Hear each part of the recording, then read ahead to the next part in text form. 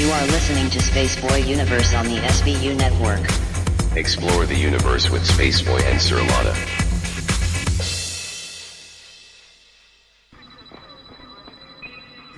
Minutes, 21 seconds. 5-second tone followed by a 1-second pause. You are listening to Spaceboy Universe. Okay, gang, let's go.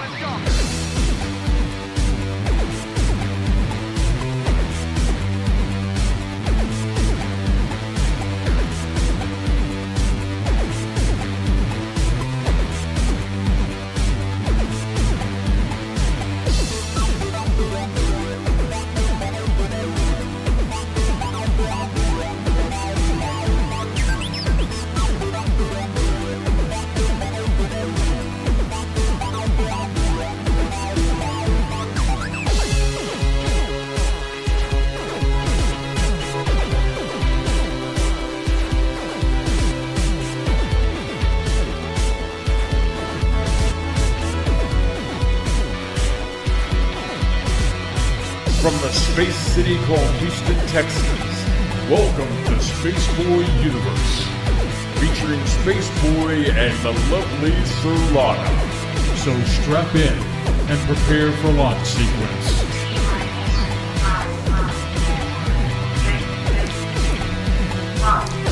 Greetings and salutations. I am Spaceboy and welcome to Spaceboy Universe. Of course, across from me is the lovely Sir Lana, manning the chat rooms right now. And it is March 10th, 2018, and tonight's guest, hopefully, and we'll explain later, is Clark-c-mcclelland. And we'll probably take your calls tonight because it's a good night to take calls. As always, you can follow us on Twitter. That's at the SB Universe. Follow Sir Lana at Sir Lana. Follow me at Spaceboy Music. And, of course, follow the network that brings you all this fine program at the SBU Network. Remember to hashtag your tweets tonight with hashtag SB Universe and hashtag Space Cadets. Want to hang out with said Space Cadets, you can do so by going to spaceboyuniverse.com. Click the dancing chat bubble, and that will get you in with all the cool kids. In addition to Twitter, you can find us find the universe on Facebook, Tumblr, SoundCloud, iTunes, YouTube, and iHeartMedia Radio. Awesomeness. Just look for Spaceboy Universe. Speaking of YouTube, you can find more than the Spaceboy Universe archive of shows. That's right. There is video content from Spaceboy Music, video interviews, 2-Bit Gamers, and so much more. So go subscribe. It's your duty as a Space Cadet to do so. Can't catch a show live? No problemo. As I was saying earlier, you can take the SBU on the go with you via iHeartMedia, Spreaker, SoundCloud, and iTunes. Man, because we like the broadcast. And on that magical note, how are you, Sir Lana? Well, it's all right. Then Dino reminded me that daylight saving starts again tonight. I'm like, I'm going to do something rude or something. But, we're going to lose an hour. Yeah.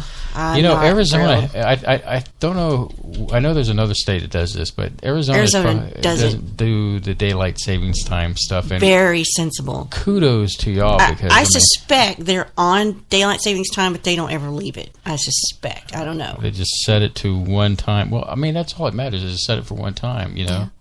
And time has no meaning except to us. And that was all humans. done because of World War II, so that they could maximize the daylight during the war effort. And I mean, we're well beyond that. I mean, I'm just so tired of having to flip flip the clock. We have flashlights on our phone, and there's no.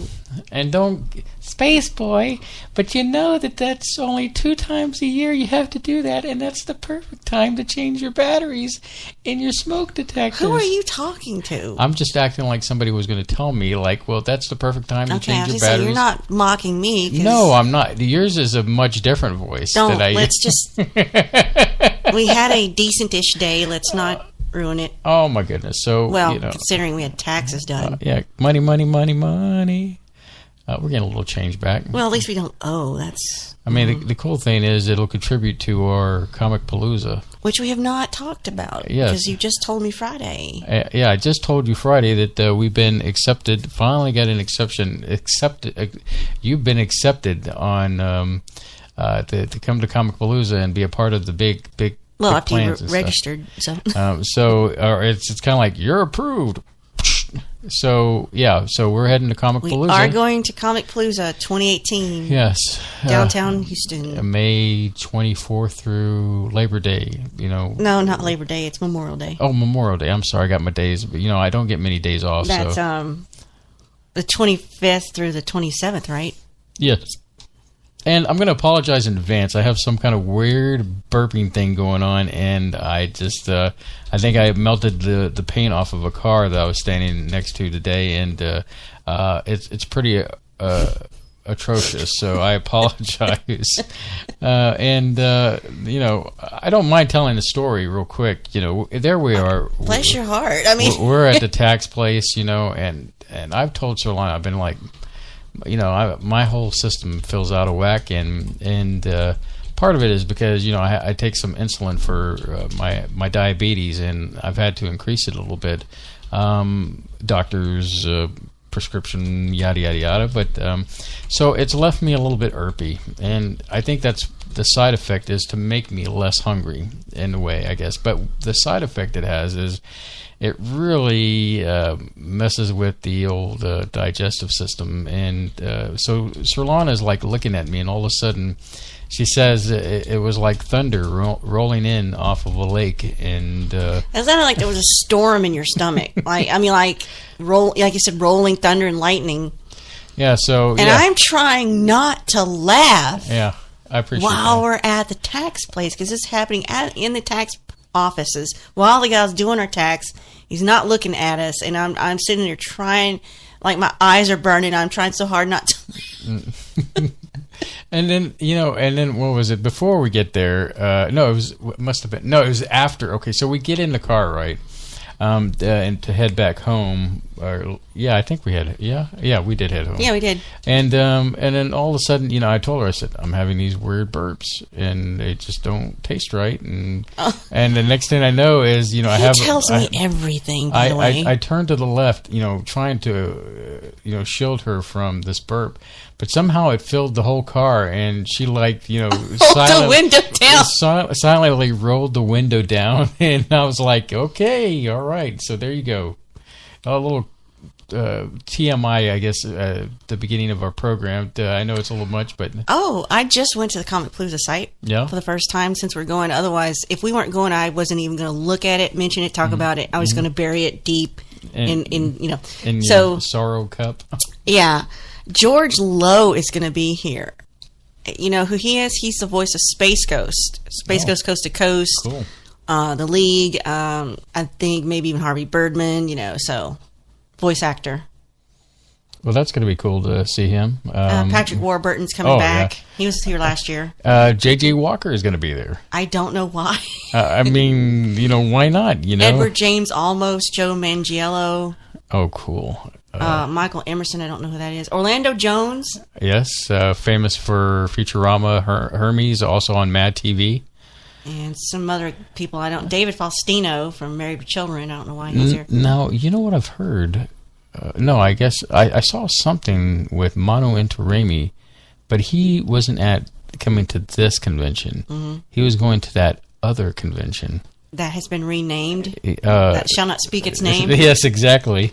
The Voldemort. Voldemort convention. Oh, that's for our, the one our that muggles really out there. the one that they it was so bad they had to rename it to get rid of the taint, and it's the one that upset the what's that motorcycle show, Sons of Anarchy. Oh yeah. They upset the cast of Sons of Anarchy, said they had to shut the entire convention down, rename it, rebrand it, but it's the same guy that's in charge of it. Yes, Viking Dave was talking about that. Yeah, Red Viking Dave. Mm-hmm. Let me talk to him again. Yeah, we need to probably follow up with him, see how he's doing. So, but some good people here that are going to be there at the convention, and so anything will happen as always. I'll be masquerading in the old Space Boy universe. Oh, what's his name? David Faustino from... I just said that. Oh, well, I'm sorry. You weren't listening. I was trying to get to the website so I could enjoy the back and forth between us. Oh, I've already moved on. Okay, where have we moved on to? I just told you this before we went on air. This just baffles me. See, I've always wondered if you could do this, and apparently you can. You just can't get away with it.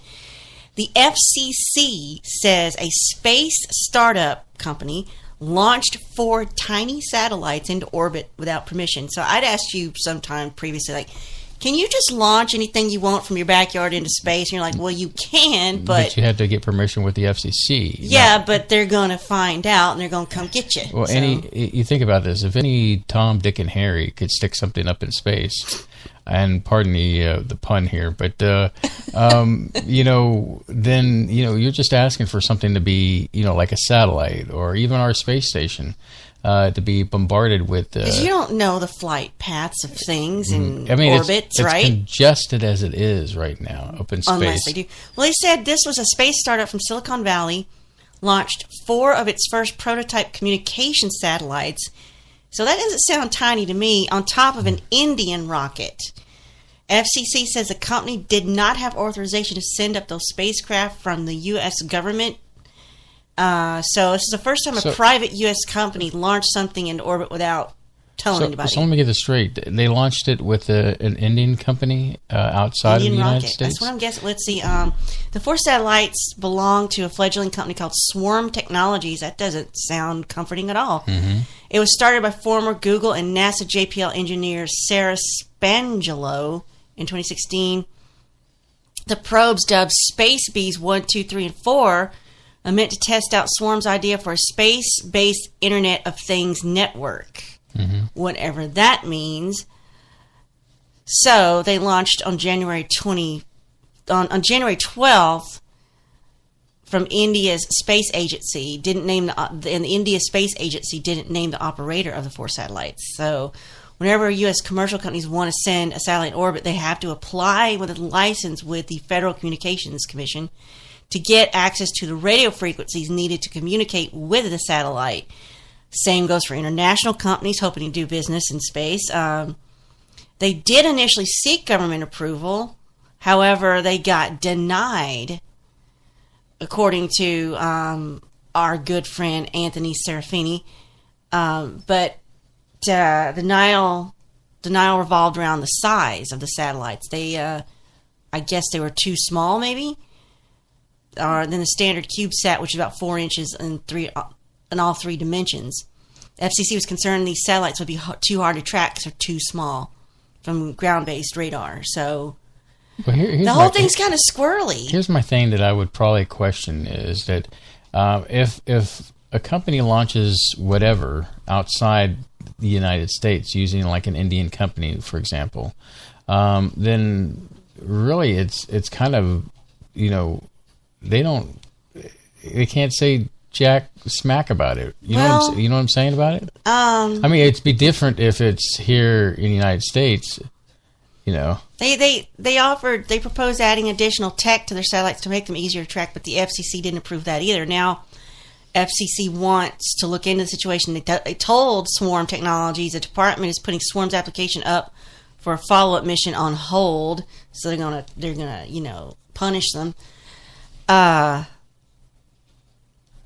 It's very strange. So their launch with India seems to have been set up by Seattle-based company Spaceflight, which helps satellite operators find ride shares to space. So basically, there's an HOV lane to get into space. You know what it's to say? Technically, an FCC license is meant to grant companies the use of radio frequency spectrum. However, the agency is allowed to consider how a satellite will add to space debris problems when issuing the licenses. So, as you said, it's not that, it's not just a matter of security. It's a matter of, we've already got enough junk up there. You better have a darn good reason for getting up there. Like I was saying, there is a lot of space junk out there. And, defunct satellites, bolts that, astronauts lose. I mean, it says part of getting your license is you need to present compliance with debris mitigation guidelines. Mm-hmm. There's no way to fix. At the moment, no U.S. entity has oversight over on-orbit activities. It's all done pre-launch licensing. So once you're up there, they can't really take you down. I mean, unless they can shoot it precisely. No, but I can imagine that they want a game plan for, okay, you got it up there. How are you going to get it down when it's no longer useful? Or, Can they set it to do gentle orbit, get out of orbit, so. Well, nudge it just enough to burn up in the atmosphere. That's a possibility. I mean, I guess I could see where NASA's coming from, especially when you're dealing with, they want to control the signals. So once again, Tom, Dick, and Harry right. from some rival company, or just John Q. Public, it decides to hack into one of these things, and then they can't control their own stuff. They want to make sure that they have the proper frequencies. But then you also, like I said, go back and you're just adding more junk around the planet. So it is a dilemma. So space is as dirty as the Earth. Yeah, it's a pretty much pretty. Now we've got a car out there too, so basically we're going to be sending out our old refrigerators and. I wonder if they get like a little dent in their windshield if State Farm will go out there and fix the little cracks. Yeah, little cracks. Well, here's the thing. I don't care about AI. I don't care about robots. I'm not worried about the takeover or Skynet. I just want to do cool stuff. All right. And I've always loved the game air hockey, like when we go to Dave & Buster's. And even as a kid, the only thing I wanted to do at Chuck E. Cheese was air hockey. I didn't want to do anything else, which is tough when you don't have, friends. So I always end up making you play that with me. We go somewhere, Well, now Sony has a 3-player virtual air hockey table, and I'm looking at a never-ending GIF of people playing it, and it's so flippin' cool. It's a completely round table, and you're still defending your little area, like, that would be the slot that it would go into, but it's all virtual. Now, they are holding something in their hand, but I can't figure out what it is because their hands are moving so fast. But this was, so this debuted in Austin back at South by Southwest. Sony did. It's called the Wow Factory. It's an opportunity for Sony to let their tech giants, engineers, and artists collaborate on experimental projects. So these projects are meant to emphasize how Sony can use display technology and its advancements in image sensors and projectors can be morphed into hardware and software. So this is being projected onto this flat, round table, but you're playing it like regular air hockey. So they can dabble in areas of augmented reality using interactive holograms instead of requiring users to wear bulky glasses or helmets. So that's one way to get around that whole, the VR headset. Yeah, I'm just noticing in our chat room, just to clarify, iHeartRadio, you can if you have the app, you can do it on your phone. Also, if you go to iHeartRadio.com, it's just a matter of going to the website and doing a search for Spaceboy Universe, and you can find it there. That is that is the newest way you can get that. Of course, you could always go to Spreaker.com and then search for Spaceboy Universe. So, of course, if Spreaker is giving you a hassle, let's see, where else is it playing live? Spreaker, SoundCloud, iTunes, TuneIn, Stitcher, iHeartRadio. Although iTunes and the other are after the fact. After the fact, but as far as like TuneIn, I think is live. TuneIn and Stitcher are live. Stitcher, yes, definitely Stitcher is live. Of course, like I said, I'm pushing the iHeartRadio because we just got it. Man, I worked hard to get that thing. But I'm just happy to be a part of the iHeartRadio family. So that's really cool. So TuneIn, Stitcher, and iHeart should be live. Yes. Those should be live. So there you go. But I just think this is cool. That's what we're wanting. We're wanting to have that interactive virtual reality experience without being bogged down by physical equipment. And you know what this is heading to. I mean, this. I know it's far, far removed, but it just feels like they're trying to get to the holodeck, basically. From Star Trek, TNG, and onward, where you just walk into a room and you say, computer, show me this, I want to do this, and then it just happens around you and you interact with it. Well, and I see your point in the sense that it's difficult. You know, when I was a kid, I was really looking forward to the future in the sense that I could talk to a computer, tell it things, and all this other stuff. And then, you know, with all the security issues and Alexa listening and Google. Funny you should mention that. You can now buy a replica of HAL. Is it HAL 2000? Yes, the HAL 2000. With Alexa built in. Yes. So you can talk to Alexa through HAL's interface, which is odd. You know, if you just want to get that creepy robot overlord experience, you know. But you can do that now. Motorola's trying to get a VR headset for phones, for cell phones. I just don't know that I would bother with something like that. I don't know if I would get sick from virtual reality the way I do from first-person player. Well, I think it's a crapshoot because, you know, for example, there are first-person shooters like Doom. I can't. Makes you so sick. I get sick playing. I like it, but then you have something like Tomb Raider.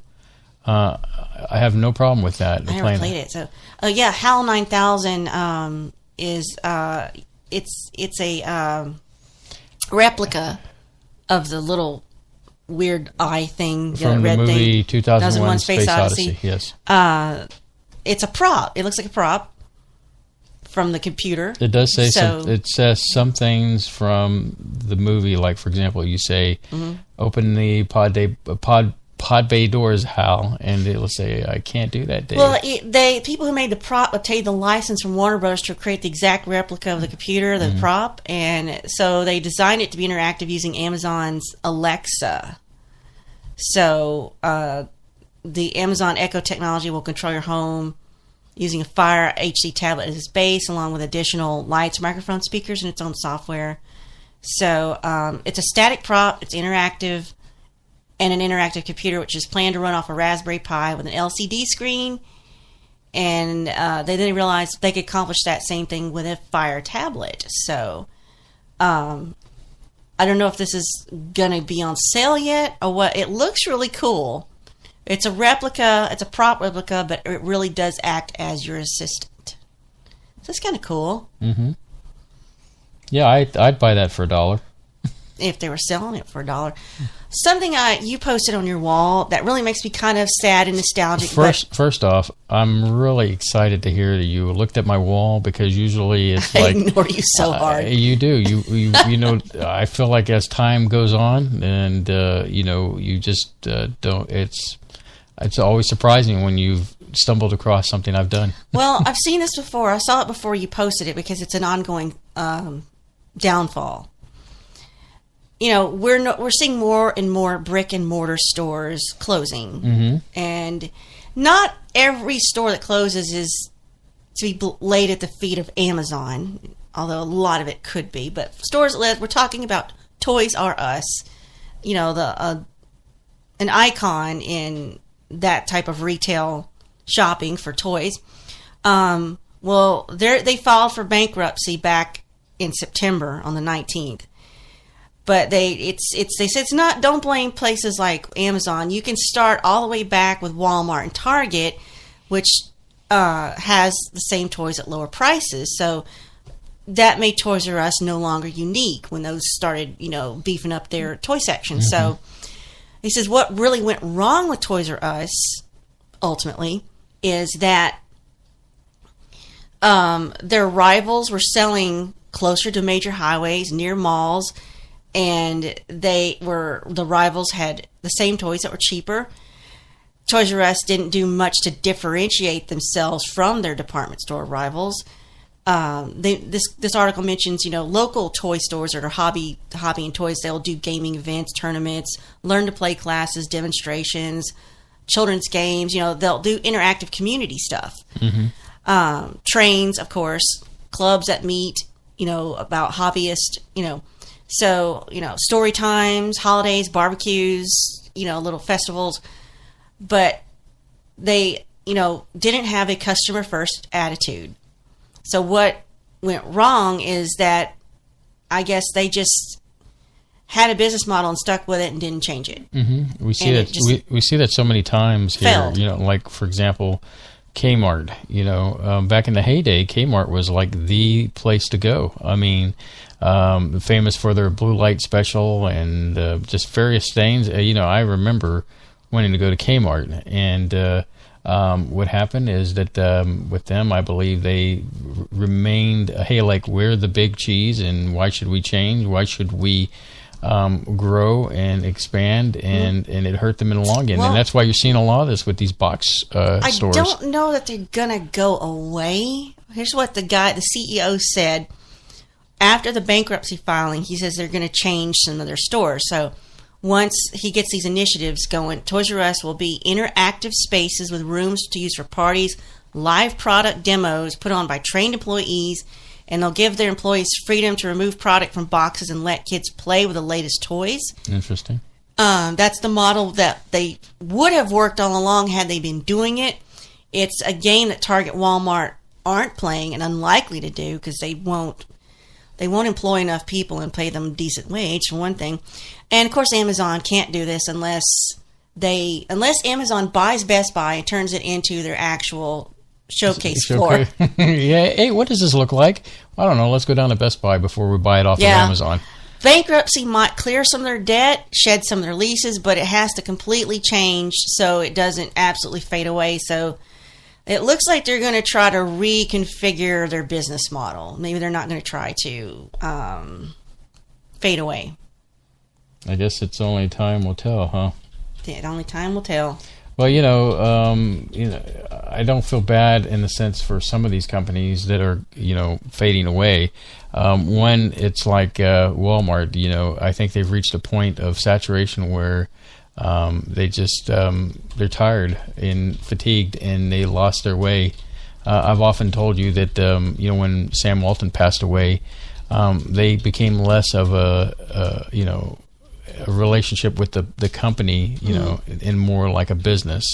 You know, speaking of which, I was reading this article today about Facebook, and I guess we're getting ready to get close to a hard break here, but millennials are in the process of, like, you know, leaving Facebook because they're just tired of it. Well, they're not. That's not their target audience anyway. It's more for your, you know, elderly aunt. And well, no, it didn't start that way. No, it didn't start that way. Because all the hip kids used to come to Facebook. Well, they left and then MySpace. And then Grandma and Grandpa came over here. And then it was fairly simple. It was fairly simple. It had everything where you could share photos. I mean, it has everything that everybody wants except for younger generations to be hip on, you know, and you can probably ruin, you know, the older generations probably ruined it for the younger generations. And plus, you know, I've said it many times with social media, it's just been toxic.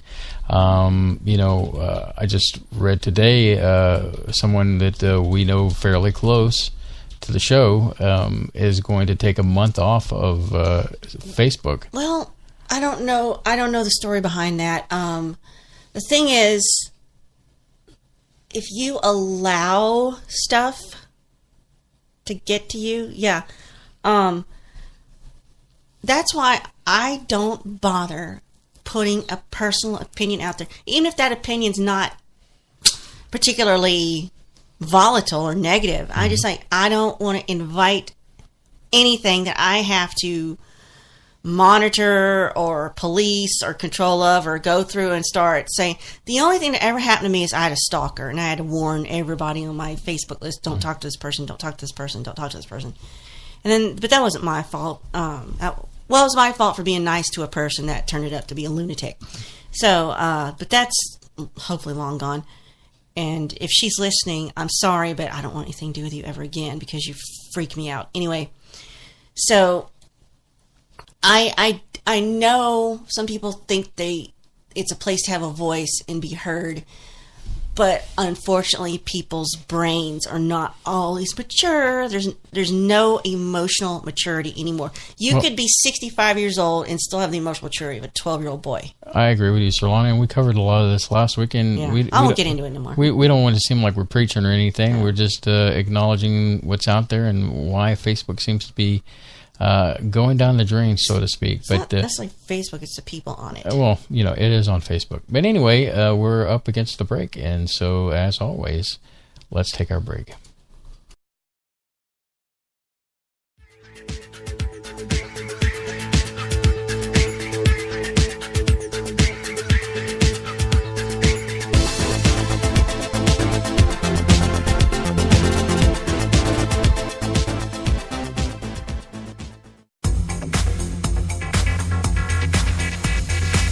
You are listening to Spaceboy Universe on the SBU network. Explore the universe with Spaceboy and Sir Lana. This is author Gordon Root. You are listening to the Spaceboy Universe. This is K28, and I'm listening to Spaceboy Universe. Hi, y'all. This is Lori calling from Texas, and I love listening to Spaceboy Universe. Hey, this is Dave Cruz, host of Beyond the Strange, and you're listening to Spaceboy Universe. This is Wendy. I'm listening to Spaceboy Universe. Hey, y'all. This is Lorelai DeLille. I listen to Spaceboy Universe. Don't you? Tell your mom and them I said hi.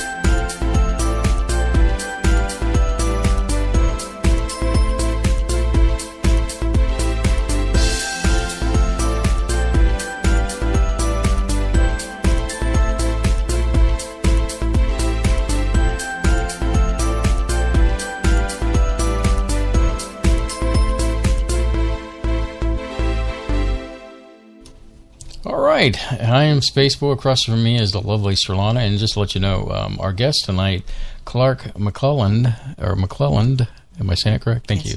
I need that correction every once in a while. We've tried to reach out to him before the show and through the break, and we're still trying to reach out to him, having some technical difficulties. And so as soon as he might call us while we're talking. If not, we're going to proceed like our normal shows are topic roulette. So, Serlana, we have not prepped for.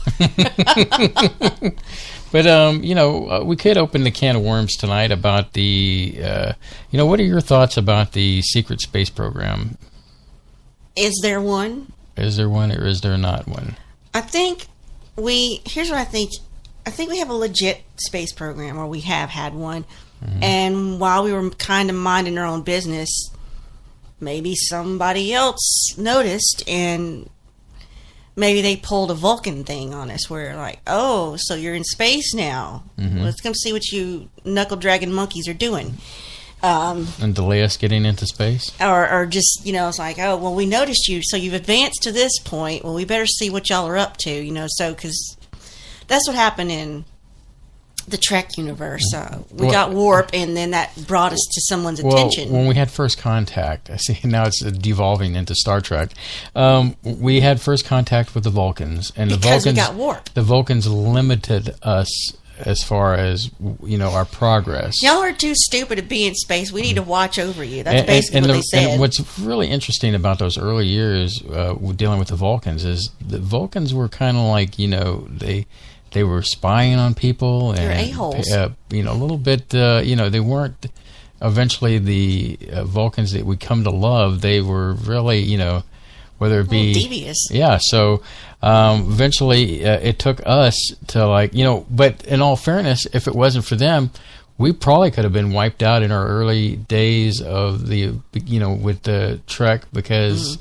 All these other races out there would have just annihilated us. Mm-hmm. And I'm referring. They kind of had a point, the Vulcans, because we didn't know what we were about to get into. Mm-hmm. So at least we had someone that was watching out, kind of watching on our out side, our best interest, maybe. Yeah, maybe so. But anyway, so I'm kind of wondering if what happens in our current space program, as such it is kind of a parallel of that. That's why we talked about Trek anyway. Mm-hmm.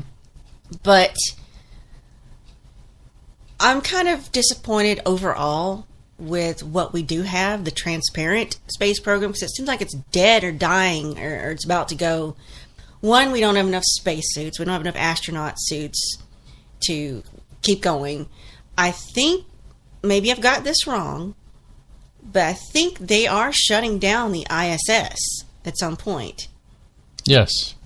I don't know if they're going to replace it with something else. I'm like, well, we've got all we can get out of this. Let's just stop it. So, well, if it's anything like the shuttle program, they're probably just going to discontinue it, and I think ultimately what we're on the verge here, and we're seeing it already with Mr. Musk.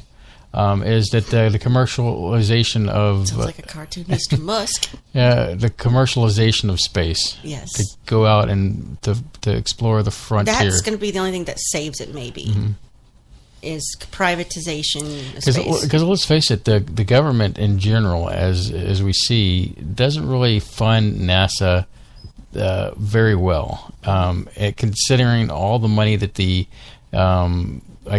government gives to other things like the Pentagon and all its black budgets and stuff like that.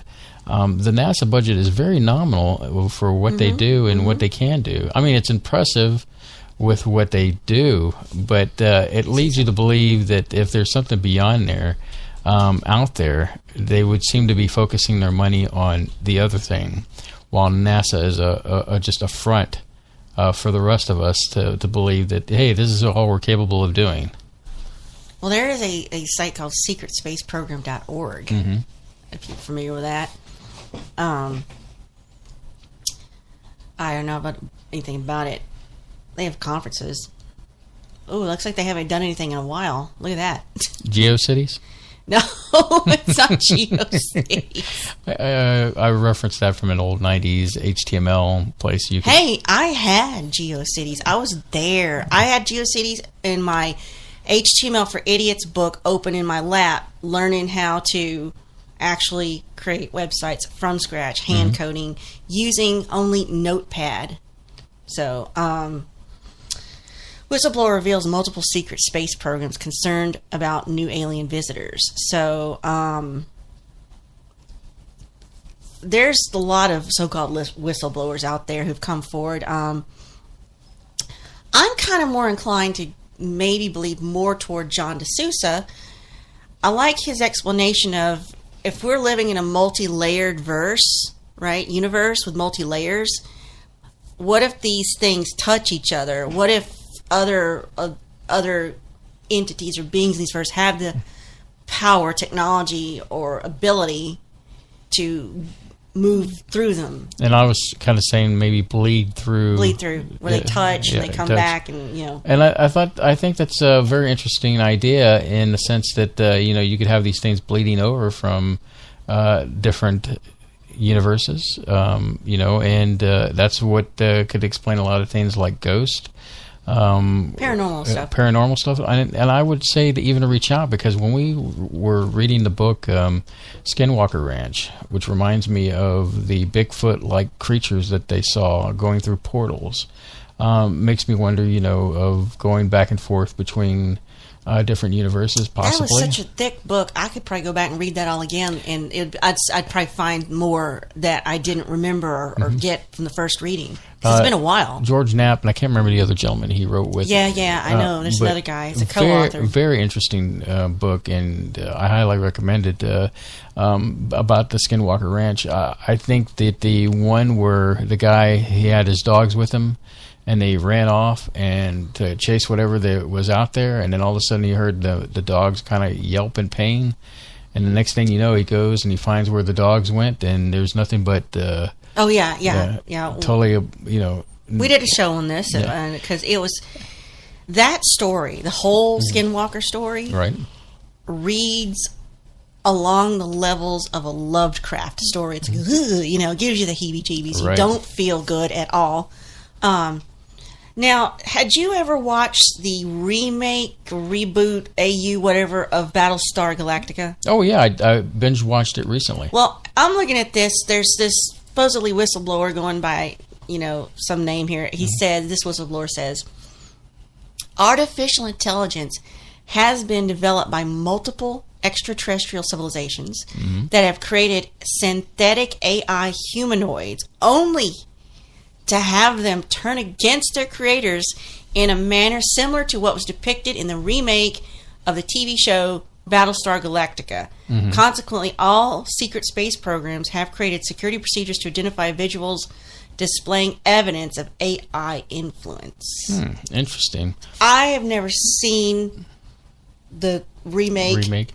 Yeah, I don't even recall the original when it was on when I was a kid. Yeah, the original was definitely different, because in the original they had it more Star Wars like, and it was that time. Uplifting, and basically you had reptoids in charge of these Cylons, and they were the fear thing in that thing. But the updated version had clones, and but eventually I guess some of the clones work with the humans, and they ended up getting to Earth, and I'm not going to spoil it for anybody, but I thought overall it was a pretty good thing. So you know what they're talking about? Yeah, in reference of them turning on their creator. Yes, or inventors, whatever. There was a few episodes I had to scrub through, and so they said they're whatever this is going on, the secret space program. They said individuals trained as intuitive empaths. Now, an empath does not read your mind. They read your emotions and feelings.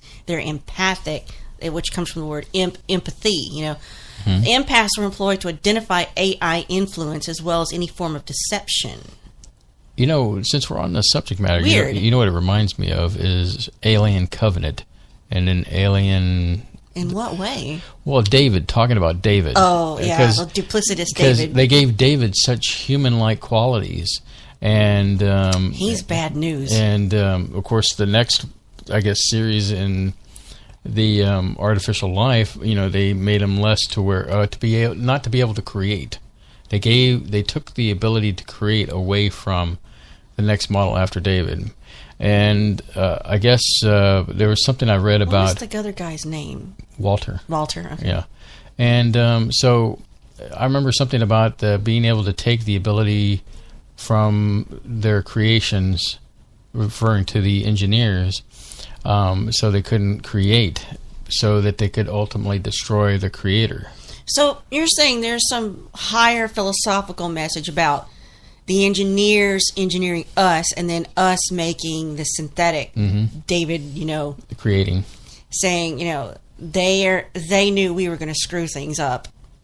So these engineers created humanity, and humanity goes and creates these AI robots, and then they go funny because we're not good enough programmers, and then they make these killing machine aliens. Well, you got to wonder. So whose fault is it? Wonder about how humanity wants to be like a creator and be able to create life, and whether it be artificial in nature or biological in nature. And to some degree, we've made many strides. I mean, within the last century alone, to be able to create things like this. I mean, we're on the verge of the singularity, where you'll have a hard time distinguishing what's human and what's not. But I'm not worried about it. I really think that's a little bit further off than. I don't think it's in your and mine. I mean, we'll be dead before that happens. I'd like to think in that way, but I really Unless don't. it's what's keeping you alive. I mean, quantum computing is just around the corner, and they won't give it to us. You say no. They're going to keep it to themselves. No, I mean, I was watching a thing today about how you've got Microsoft, Apple, and all of them working on quantum computers, and eventually it'll trickle down to people like Joe Schmo and Jane Smith, and they'll all have their quantum computers. And the thing is that these things can process so much information much faster than what's available today. I mean, but we're just now getting that as humans, right? I want you to take a moment to think of your first computer you built with Dad. Remember that computer? You got that computer in your head? Well, no, hold on. Follow me. Follow me on build this. I didn't build it. I mean, okay. Think of the first computer that you got. He brought it in the house. Okay. Yeah. Do you have that computer in your mind? Yeah, I don't remember the specs. Do you remember what you would do with it? What you could do with it? Not a whole lot. You basically would download music. I know that. No. This was 89 or something. So about Windows 3.1 time. It was before Windows. It was DOS only. Okay, well, this is good. DOS only. You've seen what that computer did at that time, loading programs. Not much. Now, take that. Now, what do you do at work? You use Adobe and all that stuff, and web designing? Absolutely everything. How does that compare to the technology that you had before to then? I'm actually looking at a photograph of the first computer I had. had. Go ahead, since this is radio. Well, the first one, it was not absolutely necessary or vital to get through the day for me to be on that first computer. It was sort of like a curiosity. It had two 5 1/4-inch floppies with the, what'd you say, like a 5-inch screen or something like that, about like this. Yeah. And you could load your floppies in, or you could talk to DOS. You're talking about the supposedly portable computer. Compact portable. Okay. And, so the point I'm trying to make is 89, that's what you were dealing with, and now that you have what you're in front of at work, and even here in the studio, that technology blows that away. This technology blows it away. Well, she just picked up her phone because iPhone. Now, yeah, we have a portable computer basically is now our phone, our smartphone. What I'm saying is that technology within the span of 89, 99, 2000, over 20 years. And the next 10 to 20 years, we're going to far exceed that, where we'll be able to talk to computers and tell them what we need, or they'll anticipate our needs, or... why does that make me uneasy, though? Is it because it's too radical a change? Or? Well, I think it would be perfect for you because of your disconnect with people, in the sense that you're saying that I will not only will I embrace it, I will be in my fortress of solitude with my little digital friends. Yes. You'll have a digital friend, and you can turn it off when you want to, which that leads into other ethical questions.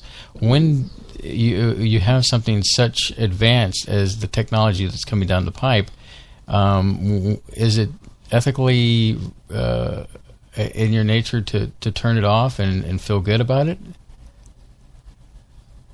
I mean, it's not like it's data, because a lot of people are going to look at this technology and look at it. Hey, my best friend is a robot, or we've talked about the ethics of like if it's so lifelike or human-like, does it have rights now? Yes, exactly. Is it thinking on its own? Is it sentient? Now you got to go back to the Measure of a Man episode of TNG. You know, as we move forward, the question is going to be: is artificial life sentient? And there are a lot of people that fall on both sides of the coins. That one, no, it's not. It's biological. Is do what you recall? I recall this. What yes. The end question was from Measure of a Man from Star Trek Next Generation for Data. She says we're all dancing around the real issue here. Does Data have a soul? Mm-hmm. So we got to determine: does this thing have a soul that's worth living? You know. Mm-hmm. May I just mention some specs real quick? My first computer, it wasn't my computer, it was Dad's, but I was on it. Compact Portable had, brace yourself, strap yourself in tight, 128 kilobytes of RAM, 1 to 2 double-sided, double-density, 320 kilobyte disk drives, IBM, MDA, and CGA, not VGA. This is before VGA. This is CGA. Supports Ladder's graphics mode, which was black with green text or green, interface. But you follow me on what I'm saying about the technology curve. When you look at that on a bar graph, it's this sharp curve going up. Yeah, but it seems slow. It does seem slow. I don't see how you could say it seems slow. I mean... Well, it seems like it was... Okay, you've got, let's assume, the Big Bang... And then up to World War I, and then all of a sudden, doesn't it seem after World War II, it exploded? Yeah, because technology... And then it sped up. Because during World War II, there was a lot of research and advancements made out of World War II. Anyway. Oh, wait, are you trying to imply that the real reason why we have technology is because of the secret space program? Aliens, the crash at Roswell? It depends on who you look at. I mean, like take the book for The Day After Roswell, when Corso distributed all that tech out into different companies. That was a fun book to read, even though it's not supposed to be a fun book. But for me, somehow when I read it, I picked up on this tee-hee-hee type of feeling from the book. Like, look, we got all this cool stuff and we pulled one over on the public, making them think we invented it, but we didn't. We stole it and backward engineered it. But what I'm saying is that since World War II, you have a curve of technology that just seems to shoot up into the stratosphere. Even before World War II, you have this line of, sure, we went from the horse and buggy thing to cars and, in a short amount of time, but, technology has expanded beyond belief. And if that is the trend to keep on, then we can only imagine that within the next 10 years of our own lifetime, sorry, there goes that burp again. You don't have to reference it. Yeah, but anyway, I don't know. Technology is we're going to be dealing with technology that will be talking back to us, and we'll swear that it's real. That technology that you're talking about, again, I keep going back to Star Trek. We've already seen it in sci-fi. But let's face facts on that. You keep bringing up that episode of Star Trek, A Measure of a Man. I wasn't just now. But no, it's still in that same vein of the conversation. The thing is that we, in real life, have not approached these things. We do not have real laws on the books or have been presented cases in court or to debate the matter. I mean, this is not like Johnny Five getting his citizenship and being told that he's alive kind of thing. In the real world, we have not had laws yet or have been approached in that. But that is coming down the pipe when we're going to have to make decisions on technology like this. And, it's just around the corner. All right, if you say so. I'm not bothered by it. No, I guess my real frustration is that you don't see the curve from when you had your computer, the DOS computer. computer. I do, and it seemed... Oh gosh, it seemed like we would go through a new computer, clone, an IB clone. We would go through a new computer every 2 years, like that. And it would be a step up, a step up, a step up, and look where we are now. They went from these big things to now they're getting smaller. Mm-hmm. Except now our phones are going back to getting bigger, which I don't understand. But probably because the phone is now a media entertainment center, not just for calling people anymore. Maybe there's a nostalgic factor. We always have this nostalgic factor of looking back when, hey, big tech, big phone, that's kind of cool looking. And, take our iPhones, for example. When we first got iPhones, they were tiny. Mm-hmm. And now they've kind of gotten bigger. And, we've... I guess you've got... What version is yours? I forgot which one we got you. Mine is new old stock. It is a new iPhone 6 Plus because I was not ready to commit to the insane changes of an 8, 9, or... 10? 7, 8, or 10. Yeah, they skipped... They skipped 9. Yes. Number 9. But yeah, it's huge, isn't it? Actually, it's not huge. I broke your arm because you had the smaller version, and I convinced you to get the bigger version. Yeah, because it is my 100% of all time entertainment center. I check email, I watch videos, I watch Amazon, Netflix, YouTube. I read books on my Kindle. I listen to music. I play games. I check the weather. Everything. I do everything on my phone. So I need this maximum screen capacity. That's my justification. Okay.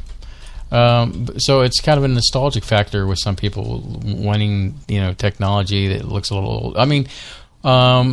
Before I get into that. Oh, shoot, sorry. Okay. I was trying to stop that from happening. You scared the goat, Sirlana. I know. Now you're going to have to go get the goat back in the pen in case I need to use it again. So why don't we do this, take a break while Sirlana gets the goat, and we'll be right back after this.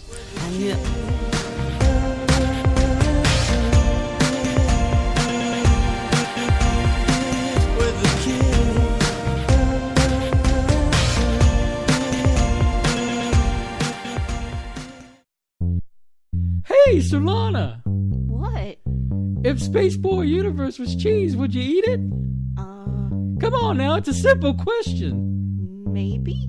SpaceboyUniverse.com. You are listening to Spaceboy Universe on the SBU network. Explore the universe with Spaceboy and Sirlana.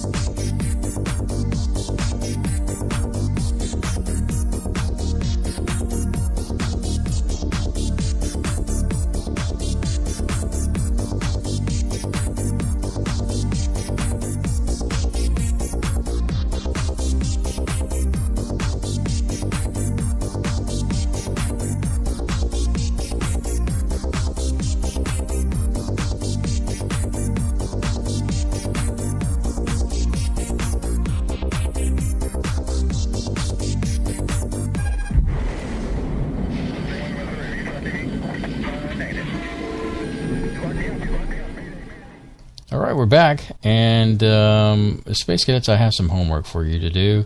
If you have Netflix, there is a show out there called Push, and I'd like to get you all involved if you can take the time to watch it. Basically, it centers around taking an individual and seeing how far he can be pushed to ultimately kill a person. And it's a kind of a social experiment, if you will. Just to kind of give you an idea of how it opens up is this well-known, I guess he's a magician or something to that effect over in England. And yeah, I've heard of him. Okay, you have? And Darren Brown, yeah. Okay. Are you... I've heard of him. Okay, just that was so out of the blue. I've been struggling to pull teeth from Solana to try to get her to get this involved, but she knows she knows how important it is when I start getting like Rain Man. I don't like to be pressured to 20 watch minutes something. to Wapner. 20 minutes to Wapner. Anyway, it opens up where this guy, the gentleman who is the host of the show, tells his other guy to call this guy inside a Starbucks-like place and tells the guy that, hey, there's a woman in there with a baby carriage. She is not the mother of that child. We need you to help us get the kid out and take it to the corner while she and we're going to need you to distract you. Well, ultimately, that's kind of weird. You know, of course, the guy acts like he's from Scotland Yard or whatever, and eventually he convinces him to do it, and he ends up taking the kid out. And I guess the demonstration of this whole program is by applying a certain amount of social pressure to somebody to see how far they will take it. And it was quite an interesting show, and I plan on probably doing something or talking about it more in depth, and that'll probably be next week's show. And I would love to get people to call in and talk about that. And so if you will watch that show, it's called Push. It's on Netflix, and we'll chit-chat about it next week, and it should be for a good conversation. So I'm not to say that's the whole show, because I believe we have another fabulous guest lined up for next week, don't we? Yes, we've got a guest every Saturday this month. Mm-hmm. How about them apples? Them apples are tasty. We hope that Clark-c-mcclelland is doing okay. We hope he's doing all right. We just weren't able to get a hold of him, and of course, you know, he's in kind of poor shape, and he is doing what he can. I guess through the course of his career, they've kind of cheated him out of certain monies and pensions due to him, and it's a shame. From what he said when we talked to him, we Spaceboy and I talked to him for a while on our own in a pre-show interview. He's pretty got the bum end of a deal on his own retirement and everything. So I'm going to post something here in our Spreaker chat room. Mm-hmm. If you'd like to go to his website and learn more about his story, I'm going to put that up there too. Stargate-chronicles.com, and he has a link there to an email. You can donate to him via PayPal. He's been in the space program in one form or another since 1958. He has a illustrious family tree. He has been... he says his whole family has been in the space program at some point or another. He's an expert in the field of UFOs. He began investigating them himself, and when he learned about Roswell, so he's got 60 years or more of studying ufology. He's lectured around the country, at like Notre Dame, Penn State, Ohio State, New York University, just to name a few. People would request him to come and give lectures and talks. Now, he worked at Kennedy Space Center for a long time. Cape Canaveral, he helped launch over 679 rockets and spacecraft. He was an aerospace engineer and technical assistant to the Apollo program. He was Apollo program manager during the moon landings. And he did extensive technical checkout of simulated flights and mission objectives. I was reading on his site, and you can read some excerpts of his publications that you pay for, but one of these excerpts said that, he was there for the Challenger mission, and before one of the crew got on was Ellison.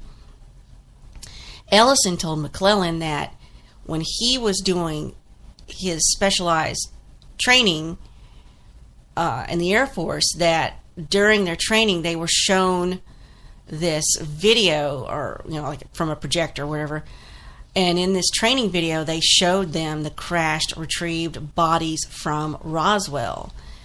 Now, he didn't know if this was a scam to see how they would react psychologically to seeing aliens, but nothing else was ever done or said about it. And so he was talking to Clark about this, and Clark says, "Hey, can we talk more about this when you get back from the mission?" Unfortunately, we know what happened to the Space Shuttle Challenger. Nobody made it back. So that's really interesting. You can go to his site and read that excerpt of that story. That's one of the things I read. But he was also involved with Mercury, Gemini, and Apollo, Skylab, the Space Shuttle, and Space Station. He was assigned to the cockpit of the Space Shuttle missions as a SpaceCraft Operator, as a ground test astronaut. So if anyone knows what's going on in space, it's this guy. He knew, he had Donald Kehoe as his boss for a while. Clark was interested in NICAP. I think he still lives in Florida. So McClelland has his name on 3 commemorative monuments, Mercury, Gemini, and Apollo missions. So he's no small potatoes. So he has actually witnessed some strange activity in the sky himself, which you can also read on his website. He says he's seen things going at hyperspeeds. He has known and talked to, and I believe he was friends with Wernher von Braun and the other German guy. I can't think of his name. What's the other German guy?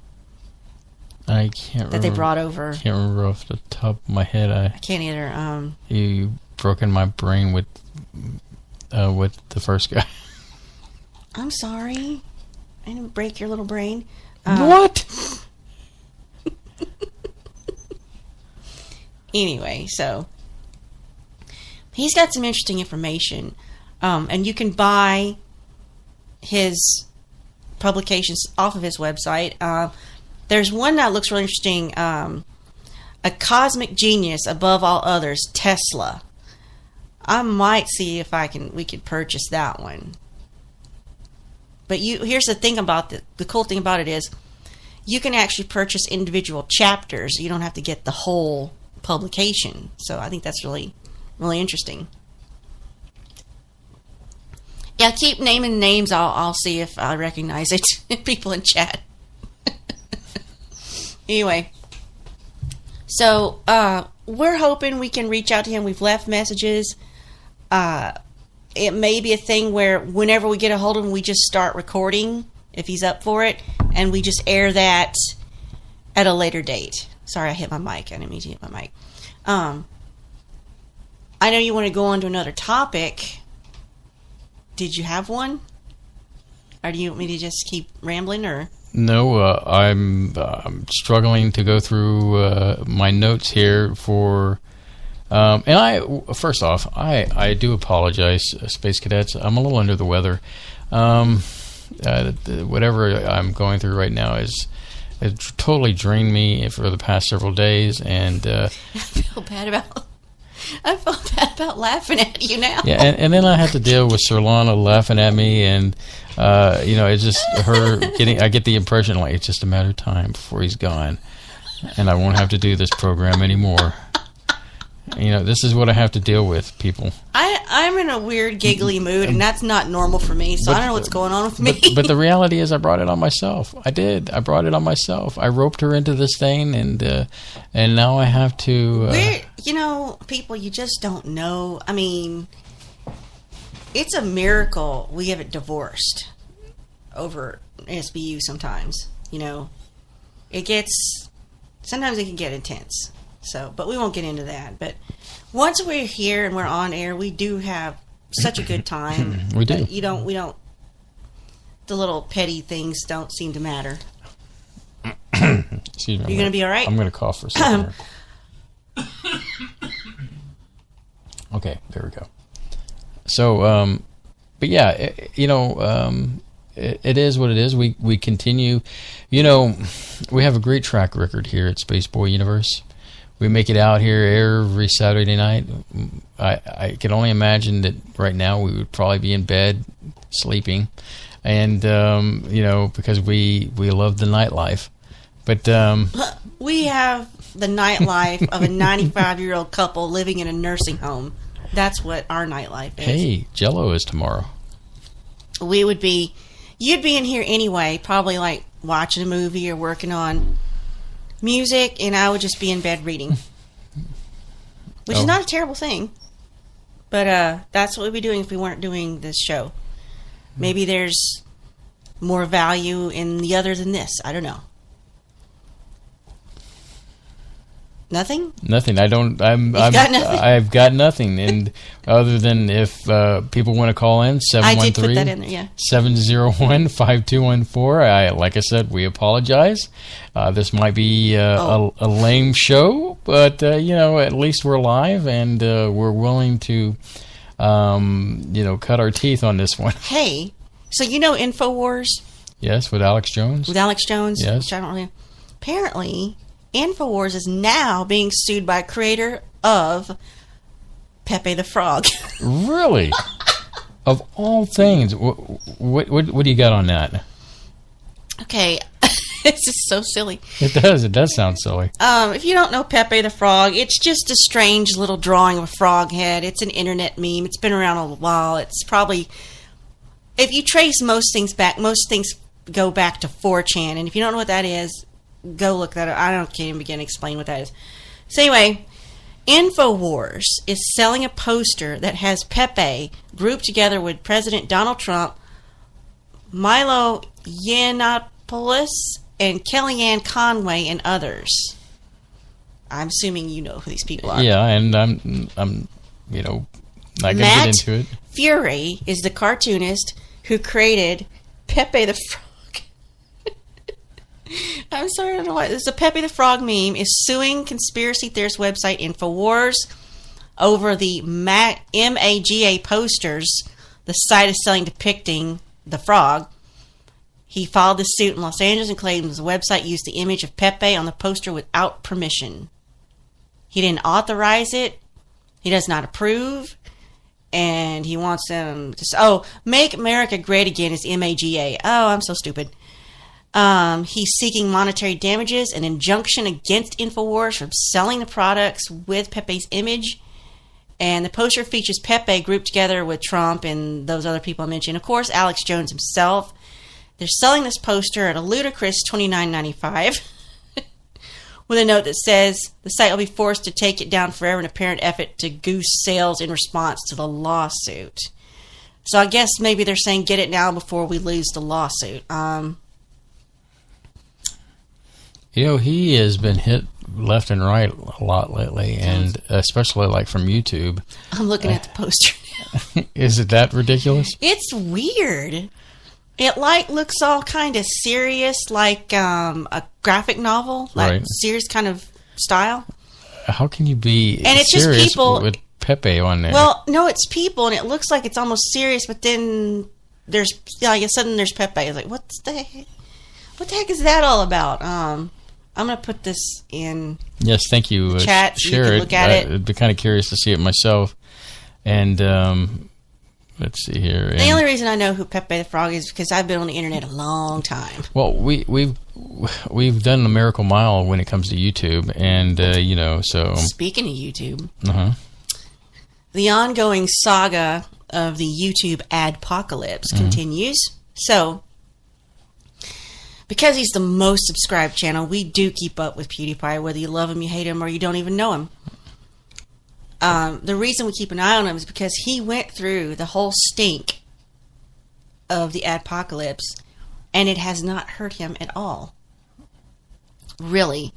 So he recently just did, like this within the week or so, he did another video where he's saying, look, if you want to blame him for the adpocalypse, he's fine with it. He understands people want somebody to blame, but it started way before him. And he's right, it did start way before him. And we have another program on this where, it started out with some terrorist content that got through YouTube that had ads on it, and these advertisers didn't know.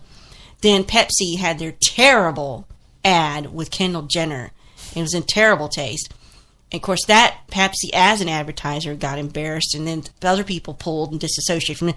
So it's like this chain reaction came down, and then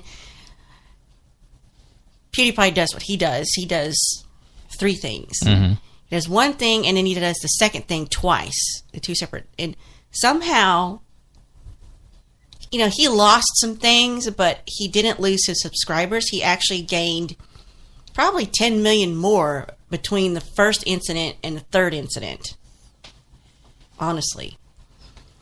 And he's still got more. He's got a little over 60 mil subscribers, I think, right now. So he's been more entertaining since then, because I think his content's a bit more diverse. He was never completely all gaming, but that's, for some reason, he's known as a gaming channel, but he's not. He games maybe once a week or less, even. He's basically an entrepreneur. Mm-hmm. He's selling physical things. He's selling a line of clothing. He's selling his own office chairs. He's selling, other merchandise. And so that's why he's constantly shilling it. And the funny thing about him is he makes no apologies for it. He doesn't even disguise it. He just says all this stuff out in the open, like, okay, here's what happened to me. I still got paid for that program. And then this whole thing with Logan Paul. Logan Paul took a bigger hit, but he very obviously did something in bad taste, kind of premeditated, and I guess it was more unforgivable than what Pewdie did. Mm-hmm. So there are consequences for Logan Paul, for Logan Paul, but it also bleeds out into the other content creators. And what is, they can't find an algorithm that's good enough that can ding content when it's inappropriate or not family friendly, right? And it also, so they're having to hire extra staff to physically go through and vet content to see, one, are you eligible to have ads on your videos to monetize? Two, do you have them already monetized? Are you still sticking with the rules? So it's just been a cluster, what, for YouTube, and it's really kind of damaged their reputation in a way. But the thing is, there's no alternative. There's no one else to go to. There's nothing out there that's like YouTube to take its place. So, I mean, it feels like there's a vacuum ready, to be filled, or, an empty spot. But so you get these young guys out there who act like jackasses, and it's just like when you're in school, one bad person ruins it all, and that you're all staying in from recess, right? Right. So all it takes is one to ruin. Yeah. But the whole thing just seems very broken, and right now there's just not a good feeling right now with YouTube. I don't. Maybe it's just me. I don't know. I don't have a good feeling. Especially with coming with creators. And but hey, tune in. Soon to come down to YouTube is some new exciting shows to part of the universe. So we're gonna get a few things back up and running. I think we're gonna do some gaming stuff on our own. And 2-bit gamers. We gotta find. First, we have to find games that you and I both want to play together. That's going to be a challenge in itself, right there. Well, I was but thinking there's lots of them on Steam. I was going to say, the new games will be cool, but I was thinking about doing some old retro style games that we, for our generation, that we've loved. Things like Pac-Man and other games in that Atari vein, if you will, and that will. We've got an idea for a concept of what we're going to do, and too bad we can't do the new Doom, but it'll just make it so sick. We can get through 10 minutes of it.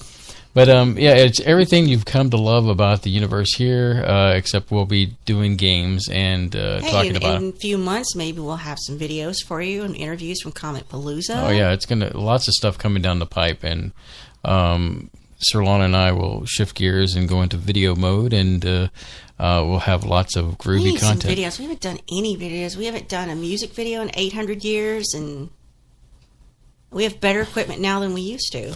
The thing is, I posted of the video, the last video we did, Outlaw Love, which has the green screen behind it, and just never got to the point of making that work. I need to learn how to key in backgrounds into videos, don't I? Chroma key, yes.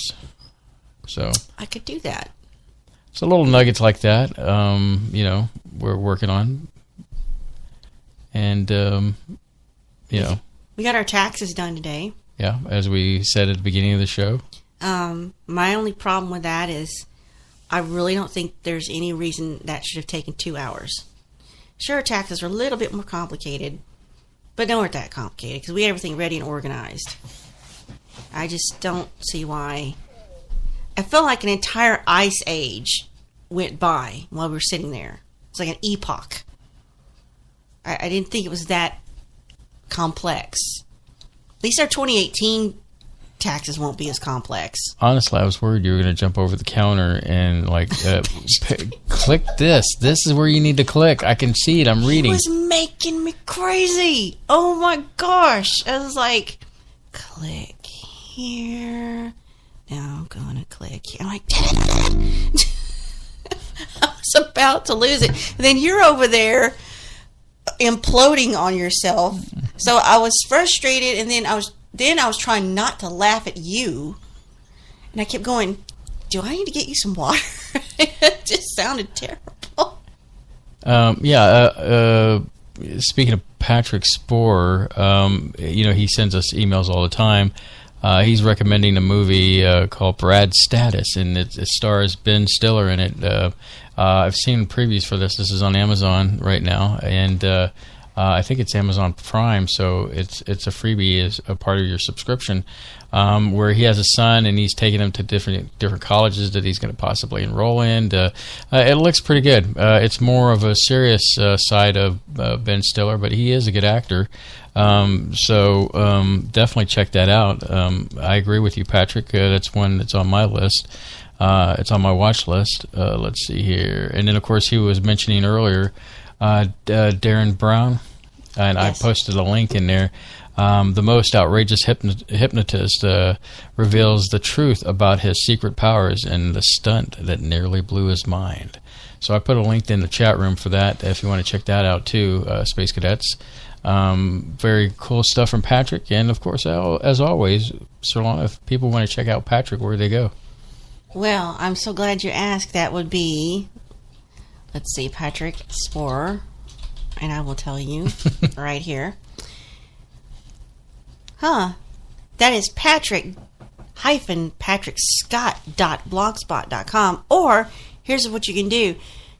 Go to your favorite search engine, type in the Dream Cognition Experiment, and that will get you to him, and he's on Blogspot. Also, in addition, you can find Patrick Spohr's link on our website, spaceboyuniverse.com. That might be easier for you. Yeah, you just go down, look towards the tiles towards the bottom, and you'll see the different things there, and we have a link there on our website. Patrick is always interesting when it comes to his dream blog, and some of the fascinating things that he sees and reports in his dreams. So definitely check him out on that. And of course, all the fascinating emails that we get from him, you should subscribe to his email.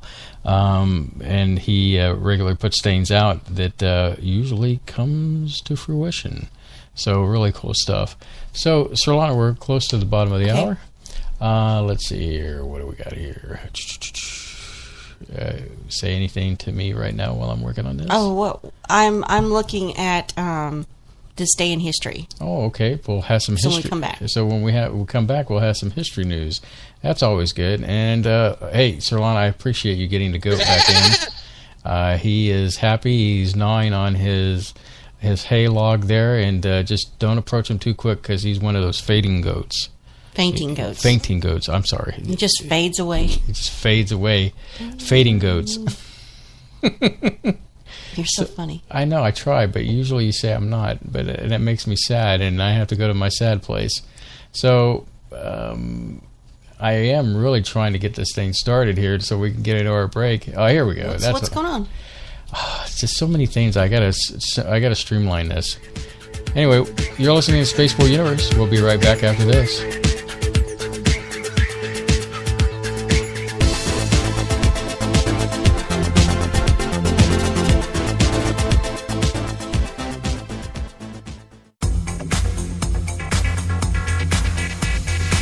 You are listening to Space Boy Universe on the SBU network. Explore the universe with Spaceboy and Sirlana. The epic battle begins this Friday. Direct from ringside at Laser Death Melt. It's Bot versus Bot in Galaxy's 2-ton weight championship, where your challenger, Good Bot, will face the reigning champion, Bad Bot. You're terminated. Reserve seating starting at $30. 2-drink minimum, where ladies don't get in free. This is an SBU production. You're listening to Space Boy Universe.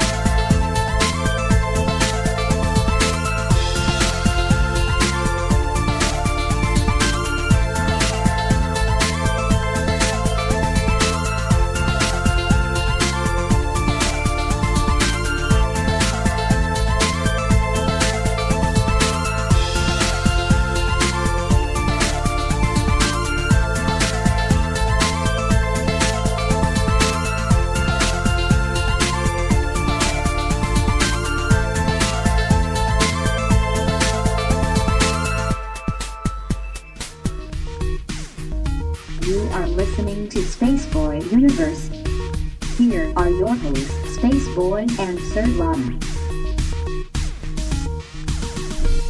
Yes, we're still alive here at Mission Control. And Mr. Lana, what were you looking at there? I'm looking at on this day in history. There's a lot of things that happen on this day in history, but I'm trying to find things that we would actually know. Well, you should be happy this month because it's Women's History, Women's... Yeah, and I just let that get away from me, although it's all month long, so by the time we come back next Saturday... Maybe I'll have a little something for you. I know we've got a guest, but maybe I'll have like that for banter or something. So, on this day in history, 1876, speech was transmitted by telephone. In one of the most, innuendo, heavily written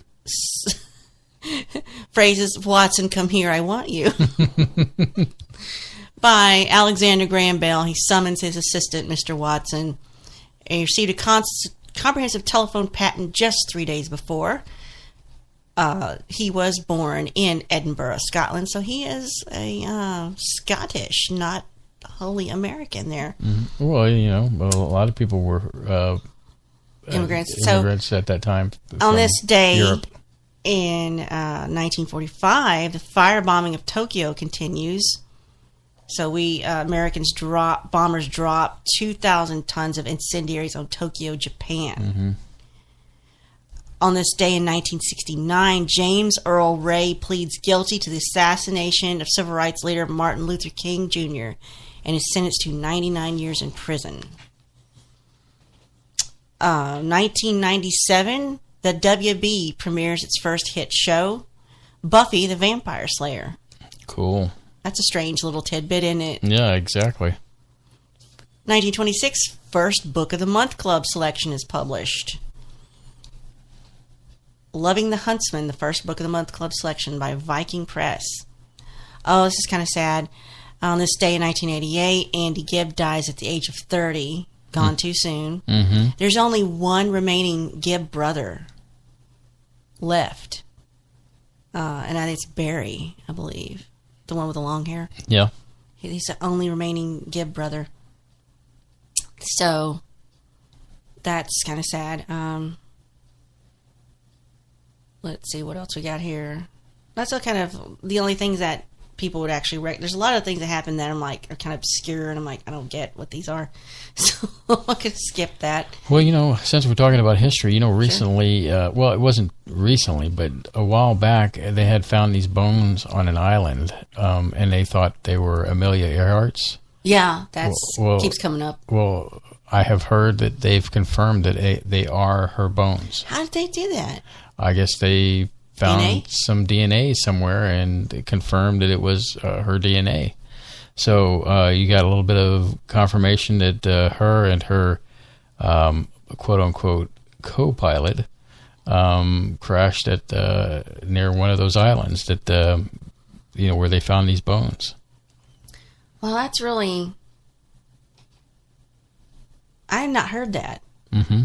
I don't know. I'm not just... That's really cool. Yeah, I know you. Also, Roanoke. What is it? Roanoke Island? Roanoke. Yeah. They found some jewelry and brought it up. So they finally found something in the pit. Really? Yeah. That's one of those mysteries that has been lingering since the early days of this country. What happened at Roanoke? Roanoke, well, hold on just a second here. I think you're getting, and I'm getting them mixed up. Roanoke, excuse me, is, Roanoke Island is the one that had the village that disappeared. Yes, it's the same thing. And I'm talking about, I meant to is it Oak Island? It's called the Pit. Okay, you're talking about something different then. Oh my goodness, I can't believe I've just gone from a brain aneurysm here trying to figure things out. Hopefully the space cadets are smart enough to cue in on what I'm talking about right now. Let's see here. Let's see. I'd help you, but I really don't know what you're talking about. Sorry. See, this goes back to not Unsolved Mysteries. I can't even think of the show that I used to watch as a kid. Tell me again what you're talking about. Basically, yeah. See, K-28 knows what I'm talking about. The money pit. You know, the hole. It was a small little island where supposedly pirates buried some treasure, and then they went. The Oak Island Mystery refers to the story's buried treasure and unexplained objects on Oak Island in Nova Scotia. Even Michelle should know this one. Okay, I got you. Now, I've never heard of this. Since the 19th century, a number of attempts have been made to retrieve the reported treasure and artifacts, and treasure hunting was authorized in the early 21st century. In addition to the treasure, reported artifacts of the island include Marie Antoinette's jewels, Shakespearean manuscripts, and religious artifacts. How'd that get there? What do you mean? That's pretty cool stuff. I mean, it is pretty cool stuff.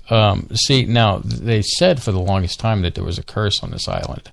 So people who would go digging into this island would die. And sure enough, people that went digging, they died in this pit. And so, very fascinating story. So recently, I saw a picture of this jewelry, and it looks kind of interesting. To me, it looks like, you know those cookies that have the strawberry in it, and they're like Dutch cookies, but they're not Dutch cookies. I'm just saying because they're crumbly things, and it's got a strawberry. Well, this thing looks like it's greenish.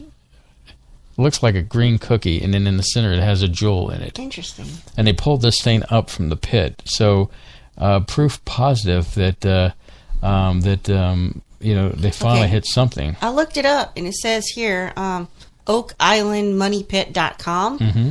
If someone were to claim they knew a story that involved the Holy Grail, a band of pirates, William Shakespeare, Franklin Delano Roosevelt, and Edgar Allan Poe, you might think the tale was a riddle or fanciful movie script. However, one particular site in Canada holds a history that brings together all of these elements and more. That sounds cool. Mm-hmm. Conceals... Mundane Island conceals evidence of a historical importance. Oak Island, the story, is replete with mystery, intrigue, and even tragedy. We've grappled trying to explain the mystery. None have been able to get to the bottom of the money pit of Oak Island. So it's an island, and it is off the western shore of Nova Scotia. Which is looks like it's east of Halifax. Mm-hmm. But I mean, you know, there was Masonic and other artifacts. You know, just interesting things like you were pointing out there.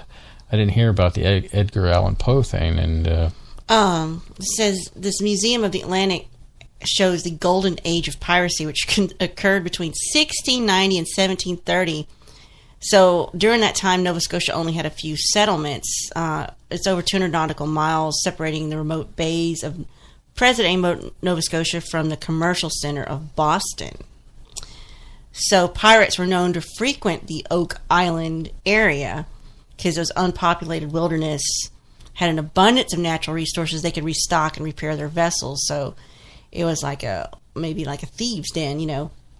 Even they're saying here, in fact, Captain William Kidd, admitted to burying an unspecified wealth of treasure in the area before his capture in 1699. And they've got a aerial photo, like from Google Maps or something, mm-hmm.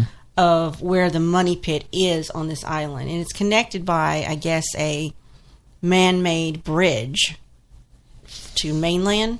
Yeah. Or the causeway. They go to the causeway. The causeway was put there in 1965. This is really interesting. Well, you know, it's one of those stories as a kid I remember watching on Leonard Nimoy's boys discovered it. Oh man, why can't I remember the name? In Search of? In Search of, yes. Thank you. Man, I can't wait to get better. But teenage boys found it initially, I think. Yeah, but I'm saying the program, how I got to be introduced to this particular subject was In Search of with Leonard Nimoy, and how, you know, people went and they started digging up, and, you know, supposedly it was cursed, and, you know, something, I think I've heard.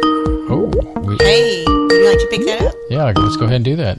Hey, Bev. Well, hi. You come to stop our rambling? No, I'm just... especially when you started talking about Oak Island. I love that show. Oh yeah, I know it's a show on what is it? Nat Geo or I know. Yeah, Nat Geo. Yeah. Yeah, I guess these guys. I have not personally seen the show, but I know that it's pretty tasty. You should watch it. You'll get hooked. I'm telling you, you will. It's just neat. Well, while since I'm find a way to watch it. Yeah, it's we can get it on demand on Amazon. So while not to spoil anything, while you've been watching, has anybody gotten seriously injured or killed, if you will? Not killed, no, but I don't think anybody's gotten seriously injured. Because there for the longest time they were saying there was some kind of curse where so many people would die before the treasure would actually be found. And it's just fascinating because they found the I guess I'd never heard of this before. I guess there was a channel that pours water into this hole, and it had it's laid out with stone. I mean, and this stone formation can't be artificially created. It had to be man-made. And so, just little things like that, and like I said, people dying and trying to get to the bottom of that thing, and it was just a fascinating story. Yeah, people, have died, but in the past. But so far, I don't think anybody's died or got seriously injured. Not while doing this program. Right. But yeah, people have died in the past. They've had to dig pretty deep. Looks like they've dug pretty deep to get to something. Yeah.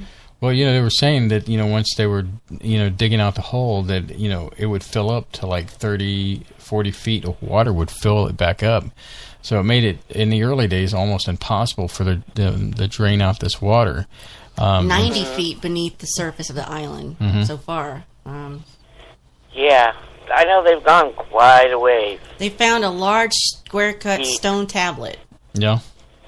Oh, yeah. And then there was, certain levels that they would reach, like wood would be down there, and things that should not be where they are, and they would find these things. Again, it's a glove crap. Things that should not be. Yeah. So yeah. Oh wow, Michelle only lives 3 hours from Oak Island. Yeah, Nova Scotia. They're saying they don't know that slab they got up had some encoded message, but it's been indecipherable. They can't figure out what it's saying. But I think what they've sent that to several linguists, haven't they? Well, it says that they sent it out, and Dalhousie University professor of languages James Lechte successfully decoded the tablet's inscription, borrowing a page from Edgar Allan Poe's The Gold Bug. He said it was simple substitution cipher where unique symbols correlate to specific letters in a given alphabet. So what it actually said was 40 feet below, 2 million pounds are buried. Says since the tablet was discovered 90 feet below the ground, the excavators are setting their sights at 130 feet deep below that tablet. So how did they get that far down? With I don't know. Well, they'd have to have excavators, wouldn't they? I mean, gee, Merry Christmas. Pirates? Bob said they pulled, yeah, I remember that. They pulled bones out of the bone shards out of one of the holes. Yeah, but these pirates don't have excavators, do they? Or the skill, or would they have the skill to even engineer something like that? That's all. It's like one thing talking about the pyramids in Egypt and how precise that they would cut these stones and how they would line up, and then you're talking about on a little island, digging a hole, and then just engineering it. Just seems like it would be. They keep finding different things at different. As levels. they start going down, they start to see like coconut levels. And then they reach the boss level. Yeah, and they have to fight the boss level to get to the next. They're saying it's likely Captain Kidd is a candidate to construct such an elaborate pit and create the mysterious stone. Yeah, Kat said that it wasn't that deep back then. Of course, like she said, we're talking hundreds of years ago. Yeah, sediment. Well, I read that it could be a sinkhole related too. Oh, Kay. Kay only lives 11 miles from Gilligan's Island, he said. Why am I not surprised? Kay might be pulling our legs a little. Oh, yes. Yeah, you never know about Kay. They've hit timber structures underneath at 98 feet. Oh. Wow. What I was thinking, too, is when, like when they build tunnels, how they shore it up with wood. Yeah. Maybe they did that. Well, they did use wood involved in kind of shoring up things, but still, we're talking about, they're at 90 feet already now? Yeah. Could you imagine, back then, trying to go that deep? They're trying to drain the pit, cloudy water. The sophistication of the pit will require more than brute force to burrow past levels of dirt and timber. The tunnel had been engineered to toy with men and as they sought their fortune. That's a very pirate dick move right there. That seems right. Yeah. Right along the what they would do to me. But yeah, back then, hundreds of, Kat said, that's hundreds of years ago, they had to have, dug by hand, but that'd be a lot of digging by hand. Mm-hmm. It's pretty interesting. I can't believe you haven't watched that, Space Boy. Well, we don't have cable. No, but I see. I can't let her believe that I have no ability to watch it. No, we have ability, but I'm kind of isolated from whatever the latest shows are because we don't have cable, and I'm not an avid watcher of anything. I am admitting fault here to Beverly. I could have taken a more proactive viewing pleasure in watching this show, and it's a fascinating show because you're absolutely right, Bev. Why haven't I watched the show considering my interest in the subject matter? And so I apologize, and I hope you'll forgive me. Oh, that's okay. No problem there. Which leads... It might be on either Hulu or Netflix, maybe. I don't know. Well, I promise to look into it, and I'll give you a review at some future point, since I do like the subject matter, which leads into other unsolved mysteries. Bev, what are some other unsolved mysteries that you've found fascinating over the years? Oh, wow. I'm trying to think. You put me on the spot. Sorry. I bring it up because, like I said, as a kid, I used to watch In Search Of, and whether it was talking about D.B. Cooper or UFOs or the Loch Ness Monster, just different things that dealing with reincarnation, Anastasia, these are all fascinating things. The Taos hum. The town of Taos, Mexico, has this weird hum. They've got that. The Voynich manuscript, Jack the Ripper, the Bermuda Triangle. Oh, yeah. The Bermuda Triangle has always fascinated me. Mm-hmm. Let's see. There's got to be some kind of magnetic pole there. Well, I've always been fascinated by that, too. Georgia Guidestone. Especially when Richard Hoagland would start talking about his... torsion physics and dealing with the parallel of 19.5 or 19.9 or something like that. 14.9. No, it's 19. And how that parallel is pretty much close to the Bermuda Triangle. When you deal with the Bermuda Triangle, you're dealing with lost ships. You're dealing with lost airplanes. Yeah, planes. And then you find on the sea... right out of thin air. Yeah, and you find on the seafloor, you find planes that look like they've just been sat there, and it's a mystery that I think this goes back to when we've talked about this before, that humans love mysteries. They want to solve it. They want to find the answer, the solution. It's a puzzle. It's a game to them. So, and I'm speaking like I'm from another planet. City of Atlantis, extraterrestrials, the severed foot beach in Yeah. British Columbia, which I think they did solve. The WOW signal, D.B. Cooper. They never did solve the Loch Ness Monster, did they? No, they never did. Can't prove or disprove. Can't prove or disprove. The Nazca it's kind of geoglyphs. Right. Mm-hmm. The Nazca lines, Nazca geoglyphs. I've not heard of the Mackenzie poltergeist in Greyfriars. That sounds like that is in Scotland. I never heard of that. That's in Scotland. I don't know who that guy is right there. I can't pronounce that guy's name. So that's some of the greatest mysteries right there. I mean, I like them to bring back Unsolved Mysteries. Unsolved Mysteries? Yeah, you know, I tell you what, when that show would come on, the hair on my back of my neck would stand up. And then, of course, Robert Stack was the guy. Oh, he was great. I mean, they had an updated version of it, but you just couldn't compare it to Robert Stack. He just had that voice that went hand in hand with that theme music. Yep. It was so creepy that you knew when that was coming on that something good was coming on, and you were going to be glued to it. Well, they're saying. Remember him in The Untouchables? Oh yeah. Remember him in? Wasn't he in Airplane? Robert Stack? No, or what? Yeah, he was. Yeah. Okay. Yep, you're right. Yeah. So I had to really reach back there. But he was no Willy Wonka, let me tell you. So no, he was. More recent inexplicable mysteries that they're listing is now like the top 50 or 25 or 50.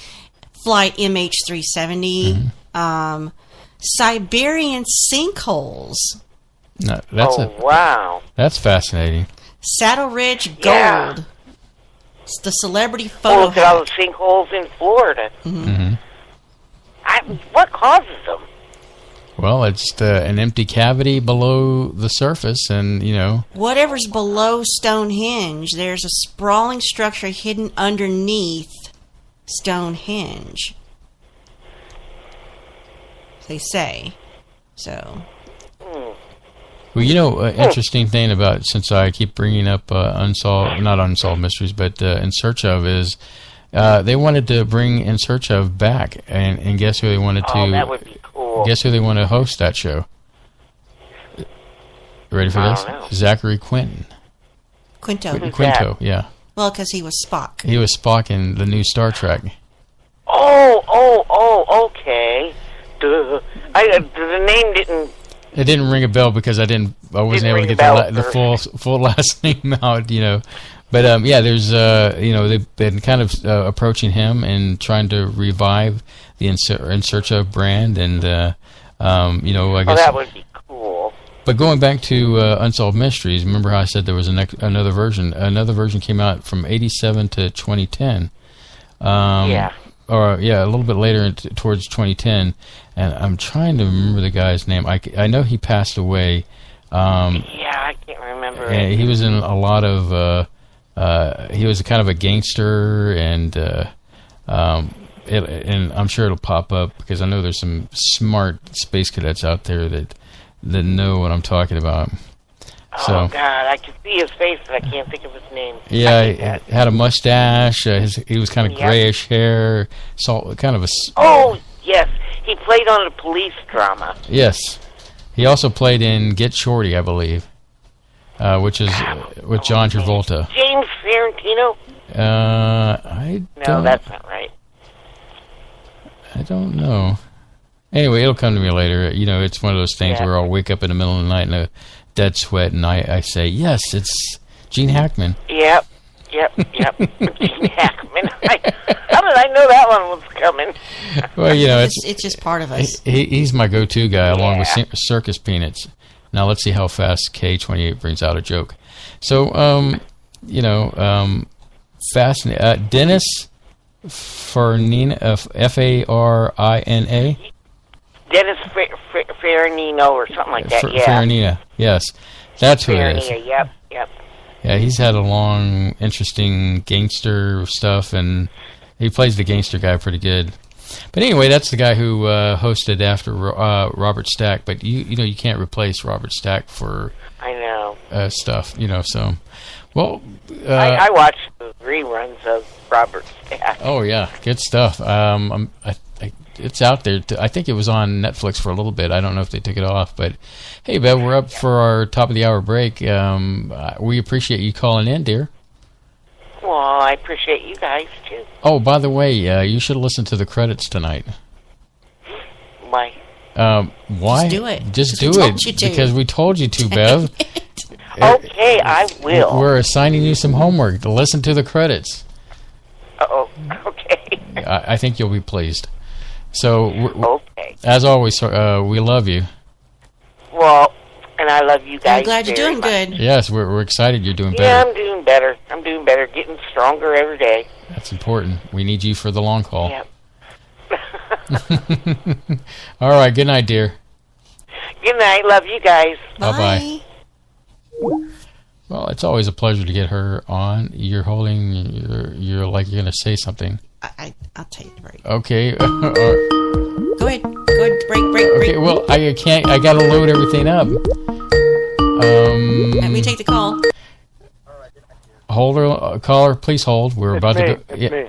Okay. Yeah, we're about to take our break, so hold on. I'm sure you'll chat with us during break. So, everybody, take a beverage, go to the restroom if you need to. This is the time you can take a little load off your feet going into the 7th inning. And you're listening to Spaceboy and Solana on the SBU network.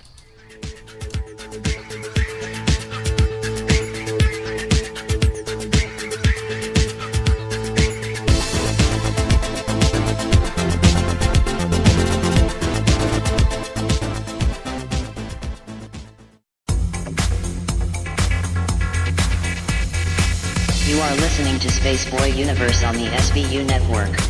Explore the universe with Spaceboy and Solana.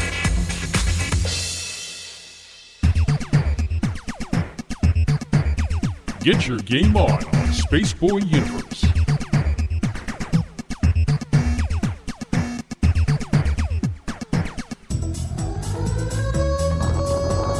Level up with Spaceboy Universe. No quarters, no problems. Play it at Spaceboy Universe.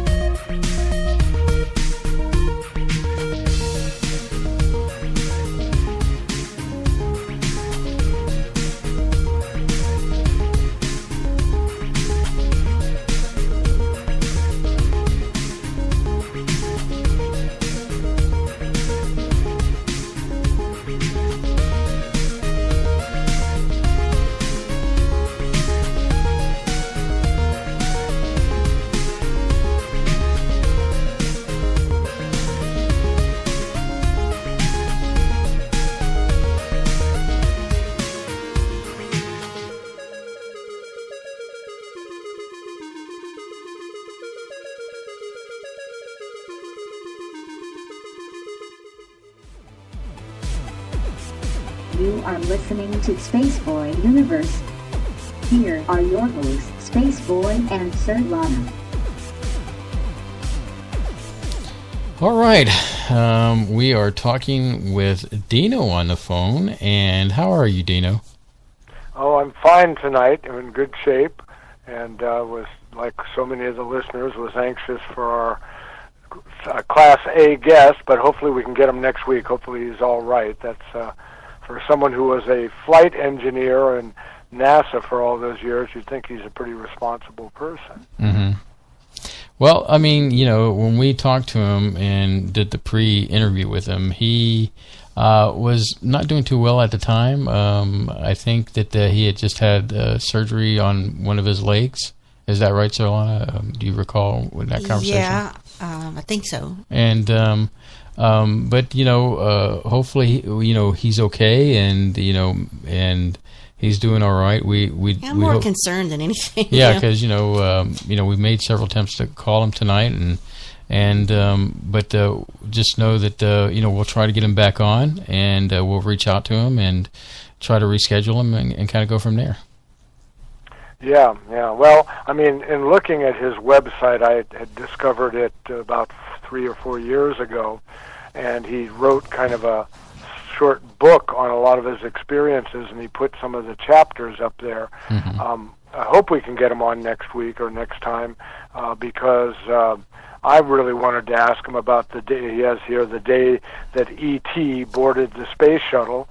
And he specifically says that shortly before the launch of STS-44, he observed a low-flying spacecraft as it paced around the Department of Defense shuttle mission. And then I think it went on that someone did a artist rendition, and I'm not clear, you'd have to read the chapter, it's chapter 22 of his book, but he showed the open bay of the American Space Shuttle, which was referred to by some as the pickup truck of the space program. They were always hauling stuff in that giant bay.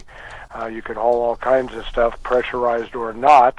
And there is a graphic on his webpage of E.T. standing in the shuttle bay with a couple of our astronauts, and this E.T. is about 7 or 8 feet tall, and I'm real curious about that, you know.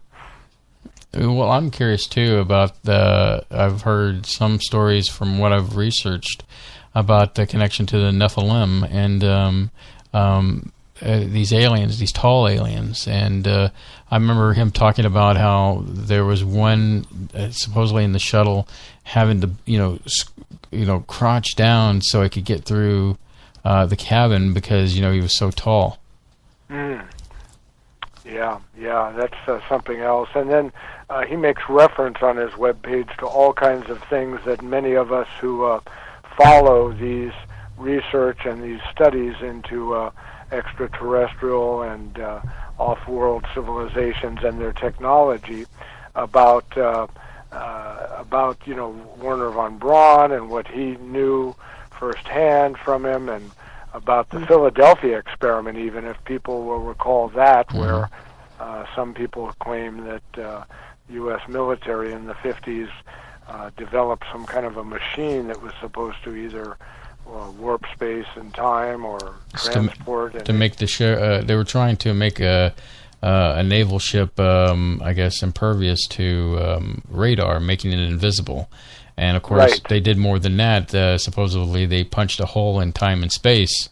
And that's a fascinating story altogether, too. Is that the one ship that went back in time or forward in time? Or I think, well, do you recall the exact specifics on that, Dino? I think they were trying to make it invisible, but there was speculation that it did disappear, but then, you know, it was kept top secret that when it was brought back to the dockside where it was, that a lot of horrible things had happened. For example, some of the sailors, because they did it with people on board, were melded in. I think they actually did an old Star Trek episode that was based on that.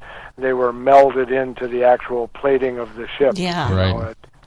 And so it, you know, killed them in a horrible way. But they said that was the evidence that they had done something with space-time, and that some of the live bodies could not exist in the same space as the metal on the ship, and so that's why it was kept top secret. It was a tragedy, and it was only semi-successful because obviously, yeah, they made it invisible for a time, but horrible results. It wouldn't have worked well.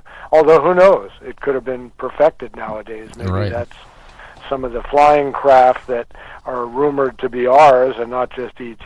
That's how they can, cloak themselves, so to speak. Yeah, very fascinating story. Another one of those stories that I remember reading. Well, actually, hearing back on Art Bell's show during the 90s. Never a dull moment listening to Art Bell. And I do recall the Philadelphia experiment being one of those things that he discussed on his broadcast. Also, just as a side note, they actually made a quasi-movie about it.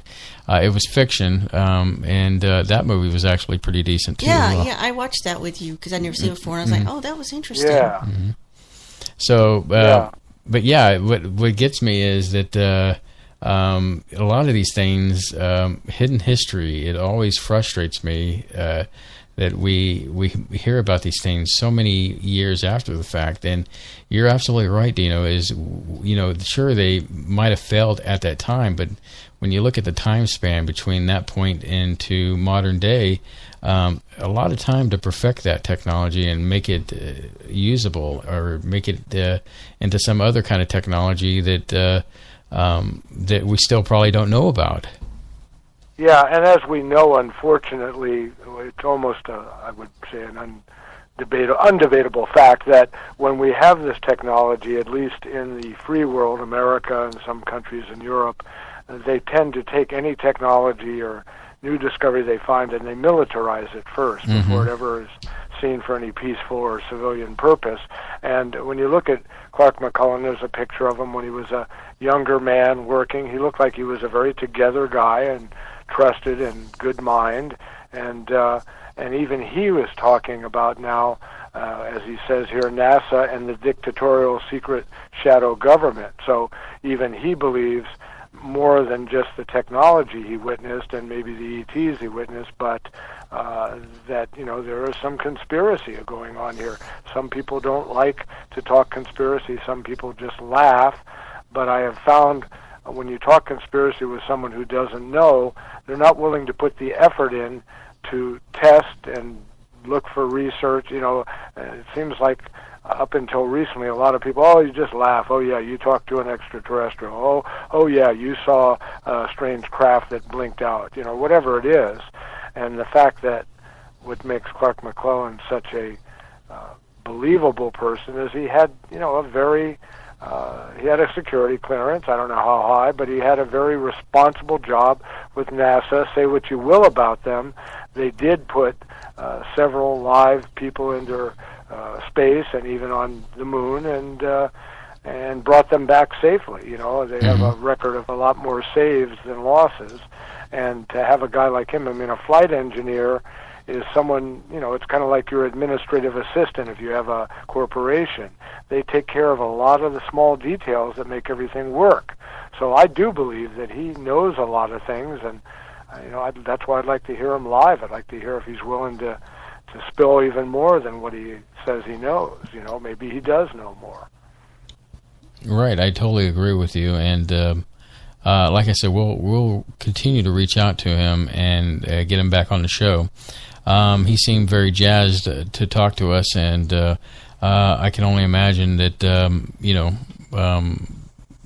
he sent us some stuff in the mail. He sent like postcards of photos of him from back in the day, and I think Space Boy's a little jealous, Dino, because he sent us 2 business cards with our, one with Space Boy's name on it. We'll talk soon, and he signed it. But my business card has my name on it, and it has XOXO on it. Well, for whatever reason, health or age. He's been on some major media, and he hasn't been on since like about 2014 is the last I can see he was on any show. And so we're eager to talk to him. He's got a good story. He must be eager to talk to you too, because he's back on. He was willing to talk to you, and he knows so much. If you look at his website, you see all these signed photographs from astronauts and people in the space program, and and so many people that this is the thing that bothered me the last couple of years when I first started looking more deeply into these things, and when a lot of these internet radio shows started to crank up. It's like, wow, what a story. It was like Fantasyland. It was like, watching a great Star Trek episode or a great sci-fi movie. But it was true. But now I think a lot of us are, I don't want to fight people about it, but you get more skeptical when you hear, and I won't mention names, but people come on and they talk about stuff that, wow, I never heard that before. But there's very little way to corroborate what they're saying, whether it's fact or fantasy. And when you see someone like Clark-c-mcclelland, who actually worked, whether you like NASA or not, he had a responsible position. You can verify that he did. You can verify he was in touch with many of our astronauts, our original astronauts. And so it makes me feel that he's got some credible things to say. Yeah, when we talked to him, he really was quite interesting. And I think he scared Sirlana as we were talking. A little bit. Really? Well, I guess, when you reach a certain age, when you want to be heard, you want to make sure that people don't interrupt you, and so he can convey a story or a certain, or anybody for a certain age. I only interrupt Spaceboy. I didn't think I was interrupting him at all. I really didn't. So I was like, okay. But the thing is that we had a good laugh afterwards, and we have a great admiration and respect for him, and it's going to be a good interview once we get him back on. Now, yeah. Go ahead. I was just going to say that the subject matter that he covers is quite interesting, and I was going to bring back up that I don't doubt for 1 second that NASA has put some stuff up there and we've gone to the moon. I have no doubt on that. I agree. And so but beyond that, I think that our trip to the moon was to prove to the Russians that, hey, we made it, you didn't, kind of thing, and the space race, that was all a part of it. And but as far as beyond what we're seeing, I've always said, hey, we're looking at the right hand, but what is the left hand doing? And we've seen so many situations where we know that you've got these black projects that are going on in the Pentagon, and they're sending up this secret shuttle thing. Sure, we've seen the secret shuttle, but do we know what it's doing? What is it? What is its mission? We have no idea what it's for. And then who's to say that beyond that we don't have a secret space race out going out there with a secret space program? I mean, look at that the guy that hacked into that computer from Britain. He saw a list of off-world, I guess, officers and crewmen and other things, and of course, it just makes me wonder when we're going to eventually find out that, hey, the universe is much more known than what we thought before. Yeah, you mentioned Gary McClinton and all that, but the thing about this black space program, and I do fear that this black or shadow government doesn't have many black people in it. That's another thing. It's such a tight, homogeneous group, I'm afraid, that I don't like them making decisions for, especially a country like America, good or bad. We love our freedom, and we like to have a say and a choice about the direction our community is going and the direction our country is going, and the planet, indeed, today.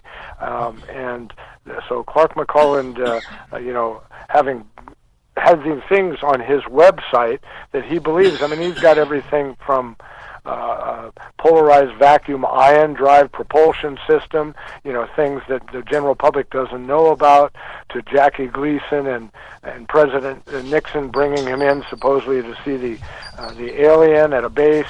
I mean, these are stories we've heard elsewhere, but the fact that Clark-McClelland has them on his website, he must feel that they are true. Werner von Braun, talking to certain Brigadier General Thomas DuBose, about the Roswell crash, and it just goes on. The three Soviet strategic space weapon that was attacked a satellite and a Space Shuttle Challenger spy mission, things that the public doesn't hear about, but that he would know. And he knew Gordon Cooper, and we know Cooper talked, and he knew Buzz Aldrin, and he's got a picture here of Buzz Aldrin signing a very personal note. So these weren't just acquaintances. These were people that, like you or I, if I saw you somewhere out, whether it's a bar or somewhere off air at some undisclosed location, and we knew no one was around, we might say things that we wouldn't say in public.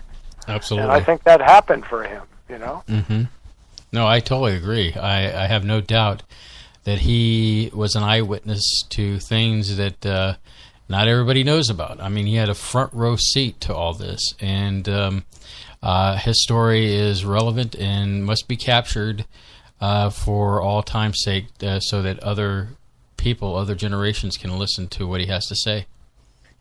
Well, and I would hope that, while he's still alive, that somehow we get more than soft disclosure, that like something breaks loose at some point very soon, so that enough people will stop from their busy lives, and not just something they heard on some television documentary that they might have caught part of, but that they'll go, I got to look into this further. And then a lot of these stories we will find out in short order when it becomes even more acceptable than now with To the Stars Academy.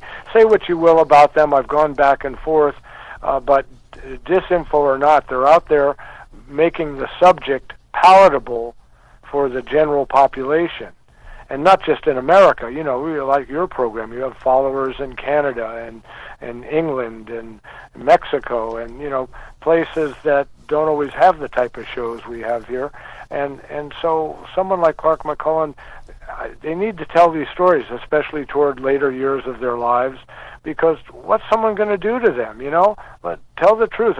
In a court of law, and you can check this out, but a deathbed confession, when someone is imminent toward the end of their life, can be used as evidence in court for whatever crime has been committed. So that's something that I would like to see, certainly in my lifetime, and we have these people that the old school, like Clark-McClelland, that are leaving us every day, alien implants. We had Dr. Lear. Just in the last 3 or 4 years, there have been so many that have gone, and then it makes you wonder, well, were they really making up their stories? They kept to them till the end of their lives. Mm-hmm.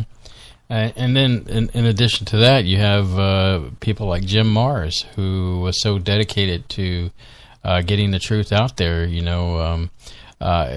have these people that have been doing it for such a long time to turn every stone to find the truth that's out there, and we're gradually losing those, and it's hard to find their replacements because they're so rich with information, hearing it firsthand from individuals that were, say, on their deathbeds, and just different things of people disclosing things to them. So I guess we're just at that time, Dino, where where are our new people?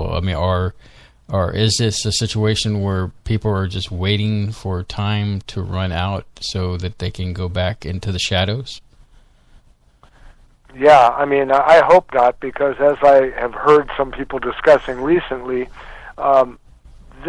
whatever shadow military people or shadow government, I think it's corporations with a mix of some, true believer Americans, and I think in other countries too. I think China and Russia may know some things, maybe even India, and Mexico and some of the South American countries seem to be more open about letting certain evidence slip out. But But I would like to see this happen, and I would like, as one person was saying, maybe some of these people in the old guard are all dead now, just about all of them, that might have set this up after 1947, especially because after the Roswell and the atomic bombs, we seem to get a lot more of these visitations, and the people in charge then said, well, we just won a world war, a lot of people have died, a lot of horrors, now we're starting a Cold War with Russia and China, and just maybe, it's better to keep this quiet. And maybe they had a reason. I personally, I don't know what I would have done. I think I would have released it. But being that was 70 years ago, there's a whole new generation. And this new generation weren't alive then. And so they're just doing it because, it's part of the club. It's like a gang. Well, this gang was started by some guys, but now we're running the show. And I don't think they have a good reason to keep it secret anymore. There's no reason to keep it secret nowadays. So that's what worries me, is that who's running these shadow organizations now? Who's the new? Who's the new someone that's Sicilian? Who's the new puppet master? Yeah, exactly. The new Godfather. And that's what worries me. That I think it is a small group, and we hear about the alleged council of whatever, and it's supposed to be 9 or 10 people, probably all men, that, women can make bad choices too, they might have a woman or two in there, that who knows what they're connected to. Are they the Bilderbergs? Are they the Rothschilds? Are they what's left of the Rockefellers? Or is there somebody in each of these families that are calling the shots? And if that's the case, they're not only influencing presidential elections around the world or government policies toward natural resources around the world and starting wars based on that, but they're keeping quiet about who may or may not have visited us and whether or not we have had contact. And that's not right. You can't keep it from people that are actually originally, I don't know about now, there's a lot of black money and maybe drug money from the past. You remember the Iran-Contra stuff? We know that happens. Do they need our money now? Well, they've been using my tax money and yours, and around tax time, I'm mad. It's like I got to go through all these twists and turns and fill out these complicated forms, and if you make a mistake, then they penalize you. And you've always wondered, what are my taxes really being used for? Right. I still see homeless people. I see crazy people. I still see people that can't get health care. So all these things fit into whether there's an extraterrestrial presence that's been constantly engaging us, then why is it being kept from us? The Cold War is over. Exactly. Couldn't have put it better myself, Dino. Well, Dino, we're at the bottom of the hour. We do appreciate you calling in, and I just want to let you know to make sure you listen to the credits tonight. All right, I will, and it's nice. You guys are sounding great. Get rid of that cough. Drink your herb tea. Thanks, Dino. And good night to all the chatters, all the space cadets. All right. Good night, Dino. All right. Did he we just need about 5 more people like Dino to call in. And yeah, and then that's an easy night for us, so... Excuse me. So we are at the bottom of the hour, and as always, as I'm juggling here to get the next break set up here, and so it is what it is. So juggling all the time. Well, I'll have to explain it to you later. I know you're not feeling well. One, it's I put all the breaks back in. Yeah. That you've missed over the years, So and one of those breaks. Let me see. I got to make sure. I don't recall doing this one, so this one will be great. So anyway, well, we'll be right back after this.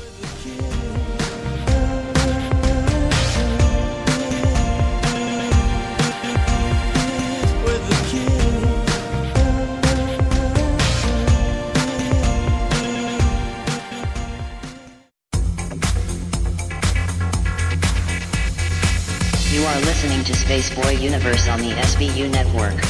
Explore the universe with Spaceboy and Sirlana. Greetings, Space Cadets. Let's see what's in the sky tonight in the Spaceboy universe. Tonight, in the eastern sky, we have Space Boy Universe rising above the horizon in glorious splendor. And in the west, we can see Solanus Majoris, which is visible at 9 p.m. Central Standard Time, just below the K28 belt. So keep your eyes on the sky and listen to Space Boy Universe.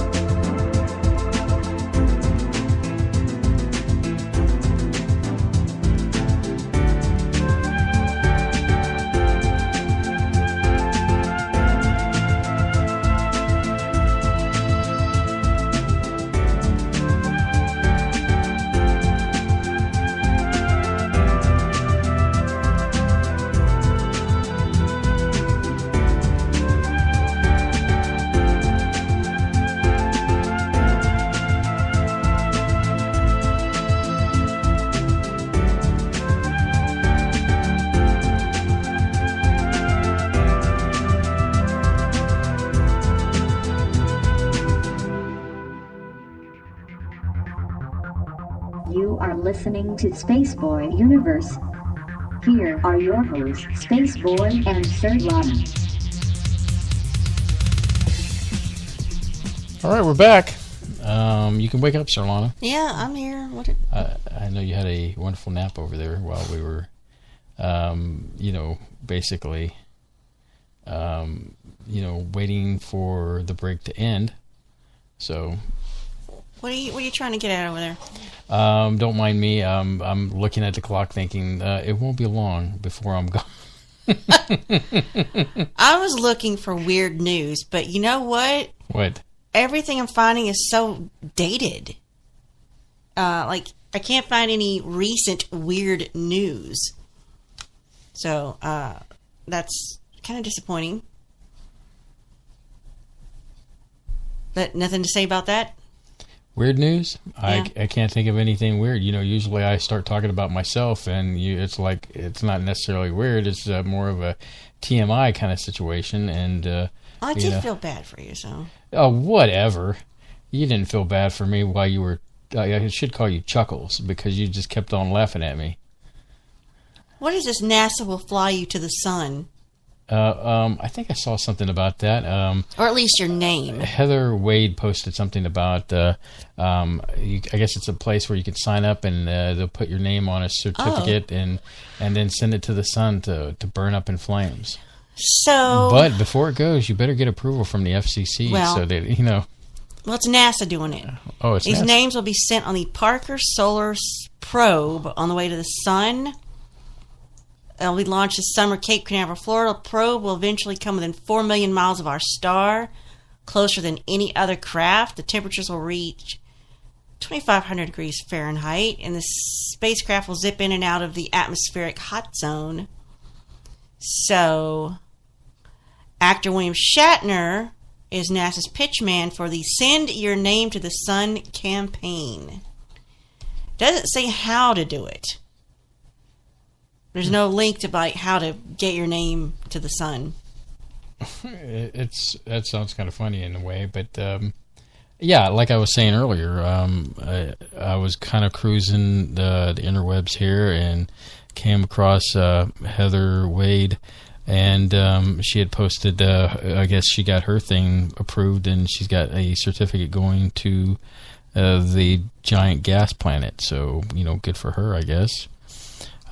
Here it is. It's she doesn't say either how to get this. It just shows her ticket. Yep. Just don't see it on there. And I see others. Hold on. I think I'm almost there, and I'll be able to tell everybody where to go. And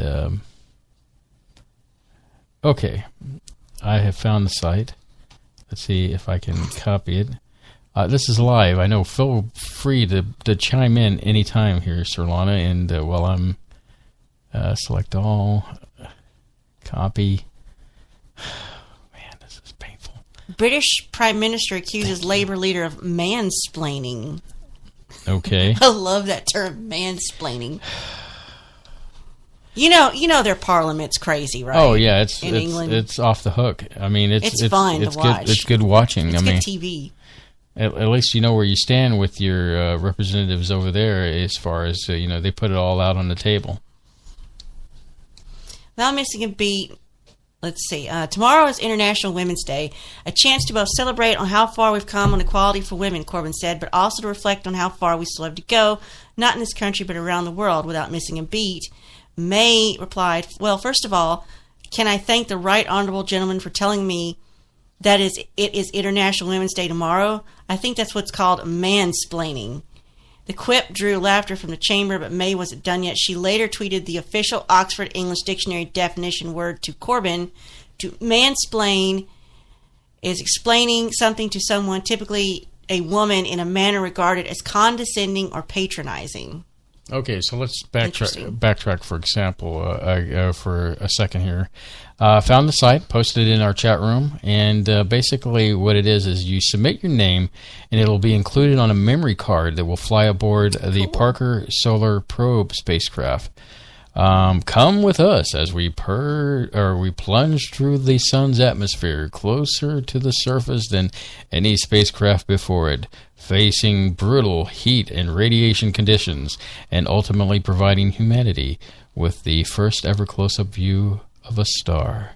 Submissions will be accepted through April 27, 2018. So, Space Cadets, go to that link and get your name put onto a memory card that gets burnt up, In space. In space. Maybe it will chase the Tesla car. I think that, I think it's sad. I'd rather have my name floating out in space forever instead of just incinerated, because melted plastic. Might as well burn it up in my own oven or something to that effect. This is kind of cool. What? Listen to this. Think commas don't matter? Omitting one cost a Maine dairy company $5 million.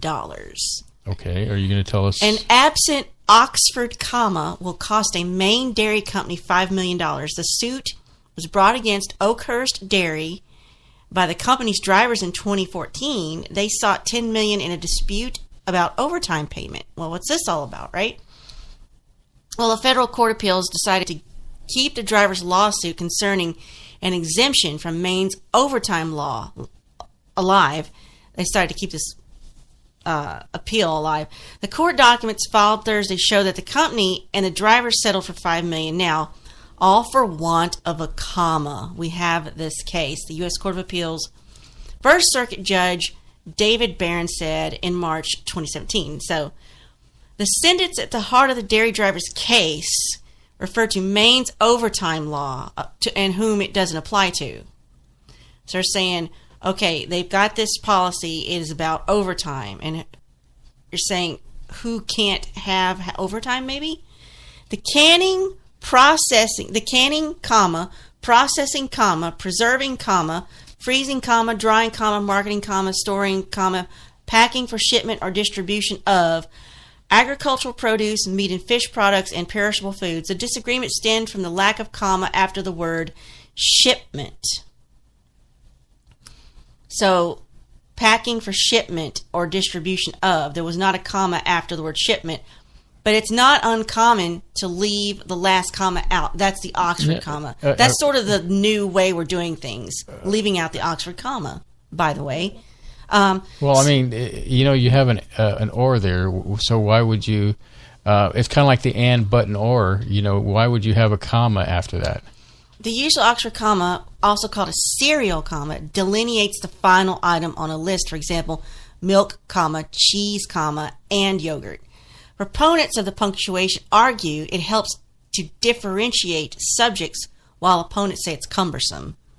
And let me tell you, at my workplace, which is university, they love their Oxford comma. Different style guides have different rules, and I know all about style guides. You've got your MLA, you got your AP, you got your APA, you got your Chicago, So, depending what style guide you use to rule this, which gets its name because it was preferred by the Oxford University Press, which is why it's called the Oxford comma. So in 2017, this judge said that the law's punctuation made it unclear if packing for shipping or distribution is one activity or if packing for shipping is separate from distribution. The 5 drivers who put this lawsuit out there will receive $50,000 each from the fund, the settlement. The other 127 drivers who are eligible will be paid a minimum of $100 or the amount of overtime they were owed based on their work from May 2008 to August 2012, if they had worked that long. Isn't that interesting? I think it's... Grammar is important. Well, I don't know. I'm with the school of you have this, comma, that, comma, and this. I don't know. That's silly. I mean, but I do know that language is important in the sense that dealing with some legal documents that I've had to deal with recently. Well, it makes me uptight.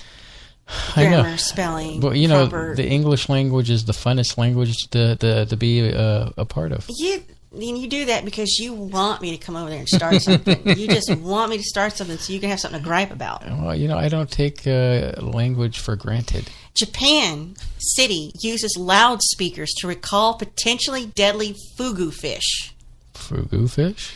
A Japanese city used its emergency loudspeaker system in an attempt to recall 4 packages of blowfish meat after discovering a 5th one contained the potentially deadly liver.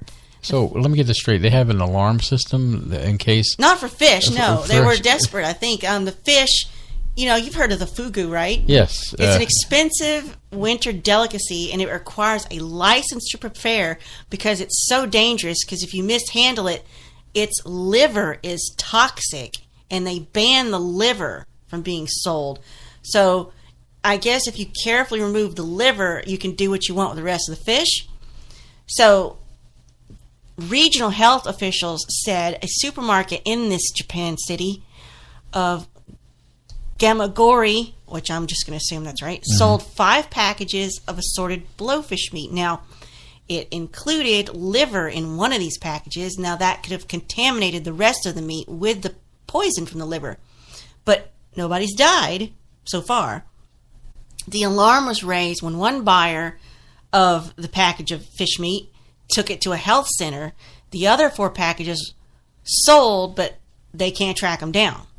So, to warn those 4 people or whoever bought those other 4 packages of fish meat, they used the emergency loudspeakers, normally that they use for earthquakes and disasters and tsunami.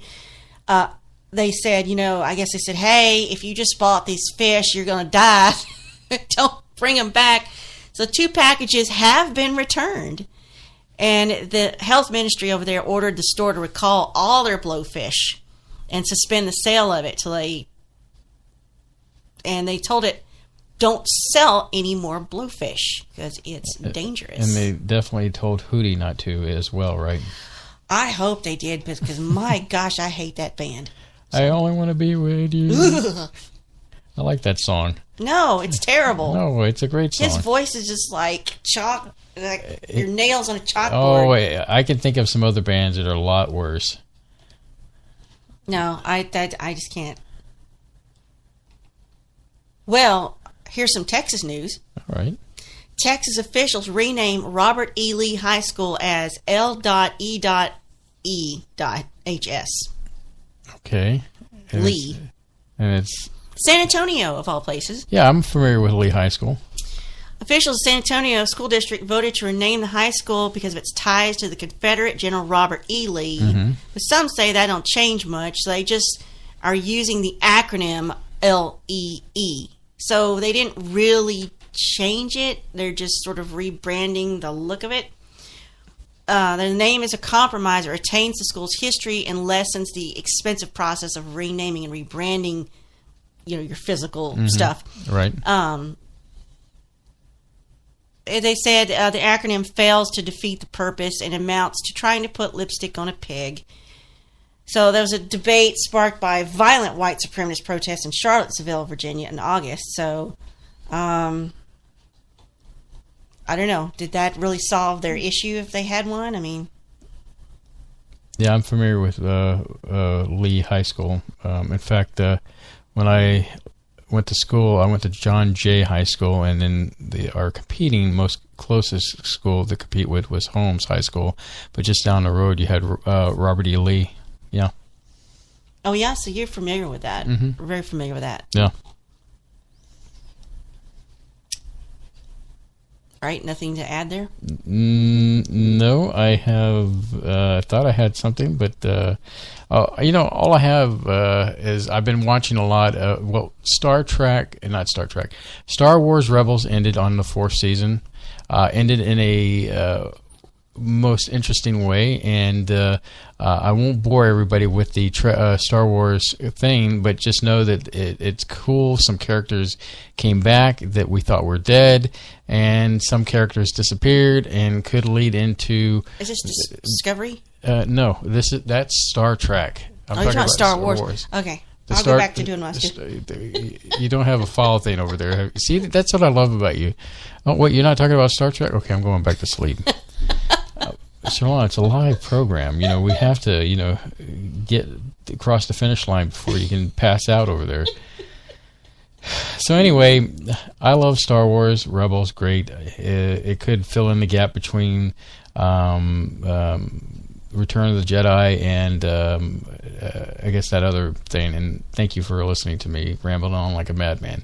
Now let's get back to something more interesting for Solana. I haven't even talked about Walking Dead in who knows how long. Yeah. And I'm not going to start tonight, but just know that I haven't talked about it.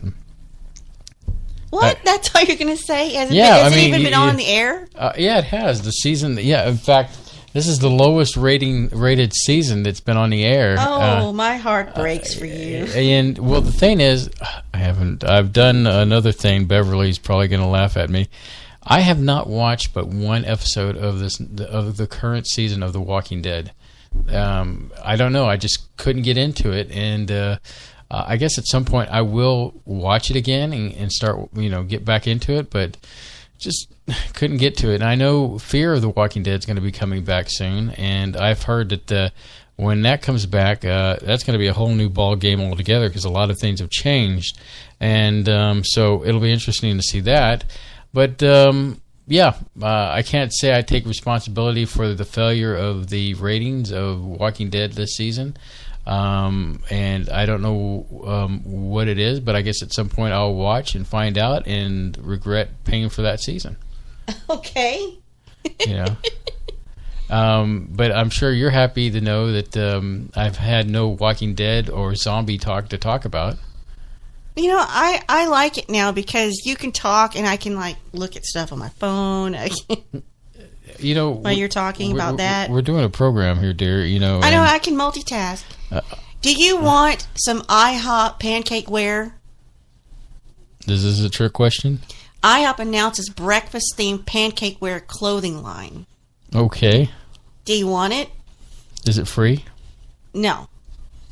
What's it going to cost me? It's a breakfast-themed clothing line to benefit a children's charity. So you're trying to tug on my heartstrings. Offering onesies, lounge pants, and socks in adult and child sizes featuring breakfast-themed prints, ultra-comfy pancake wear by IHOP. Perfect for eating pancakes, dreaming about pancakes, talking about pancakes, and general pancake revelry. It's their 60th anniversary for IHOP, and they're already available on eBay for charity. So all proceeds will be donated to the Children's Miracle Network hospitals. That's kind of nice of them, I think. Mm-hmm. So with movies about to come out, are you going to want to see the new Civil War movie? I mean, I think I'm butchering this. What are you talking about? Talking about the Marvel movies. Yeah, Infinity Wars. But that's what how I want to do it is I want to wait till the last day it's in the theaters to go see it. Well, that's how I crapped out and didn't get to see Star Wars in the theater. Yeah, this one. Well, we did it with Thor Ragnarok. It worked out. Okay. I know you're looking forward to maybe that. Deadpool. We'll be there at Deadpool, and that's about it. I'll probably go see Han Solo by myself. I don't know. I would hope that you would want to go see Ready Player One. We could negotiate on that. We could negotiate. So translation is, as long as I buy the food and everything, then you'll be going. Sure. Okay. So, those are the top 4 movies on my list. I know that I'm missing something in there. And, we'll just see how it goes from here and there. And I guess within the next 4 months, we've got Comic Palooza coming down, and so that should be fun. And we need to start pushing the recruitment posters, put it out there again. Well, we got. Is it too early to talk about? No, this is the prime time. Let's talk about what's coming out. So next Saturday night we will also have a guest. Yes, courtesy of Dino again. But we already kind of knew of him because we had heard him talking to Reverend John. Yeah, when we were producing the Quantum Hologram Matrix, he had a guest on, Brad Olson, and got to listen to him kind of in the back seat, if you will, and while we were producing the show. But Brad is a fascinating gentleman and should make for a good night here at the SBU. So our next week's guest is Brad Olson. So that's going to be fun and exciting. And then the following weekend, which will be the 24th of March, we're going to have, is that the Fox? Mm-hmm. Marcia Fox is a sci-fi writer. She's into astrology. She was also a technical writer and a manager down here at Johnson Space Center for many years. So that's another fascinating individual we'll get to find out more about. In addition to working at NASA, she's also an astrologer. So it'll be interesting. Yeah, I know. That's I'm leading into it. The idea of how does both of those mix together? So we'll, it'll be interesting to ask her those questions. And of course, how does she merge the scientific with the less scientific? Exactly. And then, of course, dealing with her books. I know Solana will just go nuts and crazy and to talk about book stuff. Reading, yeah. Yeah, and so we have her. And then at the end of the month, on the 31st, we welcome back to the program Jim and Jody Bray of the Outer... I was going to say Outer Limits. The Outer Rim. The Outer Rim. Thank you very much. You know what I like about that show? What's that? No prep work. Well, the thing is that we have a lot in common with Jim and Jody. And we just can talk and we don't have to worry about it. Yeah, it's just a matter of just left and right. I know that Jim had mentioned that we talk about a little paranormal, and so we'll have to get our... we'll talk about whatever they want to talk about. They've been working on their new program coming out pretty soon, Sweepers, which we'll also talk about me writing music for it, too. Yes, they have original live-action sci-fi productions that they're doing. Mm-hmm. And, of course, we have a tentative show on the 7th of April, music-related. A friend of mine, Brent, he goes by Uncle Brent of No Stone Music. We're going to be bringing him on and talking about music, and that should be for a good show. I always like talking music.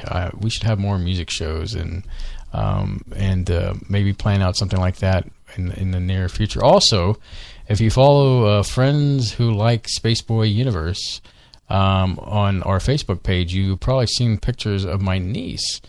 She is, or I can't really go too far. I just know that she's on American Idol.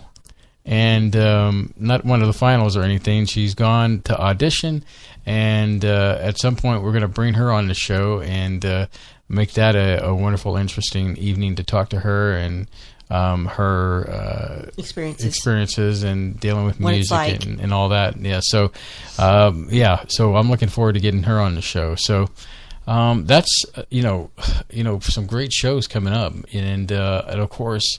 We'll have to somehow get a hold of Clark and get him back on the show and, make sure that 10 Ways to Sunday that he knows that we're going to go live. And even if it comes down to Solana, I think that if he can't do it, we could do the pre-recorded and still be live with our space cadets and chat with them. I'm sure they would appreciate that either way. So as I'm looking at the clock, Solana, I can't believe this. Solana, I'm just so happy that we've reached the end of this program, and I hope I hope that everyone's been blessed by it. Hopefully you join us next week and for some exciting, great stuff here on Spaceboy Universe with Spaceboy and Solana. And remember, Space Cadets, we love you. Back at you. So as soon as I do the proper thing here, we gotta get it together, man. At some point I am going to get it together. Where are you? Holy smokes! Tell me I didn't load the outro. Yeah, I'm like with the special credits you keep telling people. Well, give me a second here, Solana. Why don't you talk a bit there, and I'll get this loaded. It's like when you're talking to your friend or your husband, your wife, or when you're newly dating. Like, no, you hang up. No, you hang up first. No, you hang up first. That's kind of like what this is like, teasing, we're not completely gone yet. Are you there? No, you hang up. You hang up first. Anyway, no, you hang up. I don't know if I've ever done that. All right. Okay. All right, well, we probably did. We usually stay on the phone quiet. But good night, Space Cadets. Listen to the credits. And watch that show Push.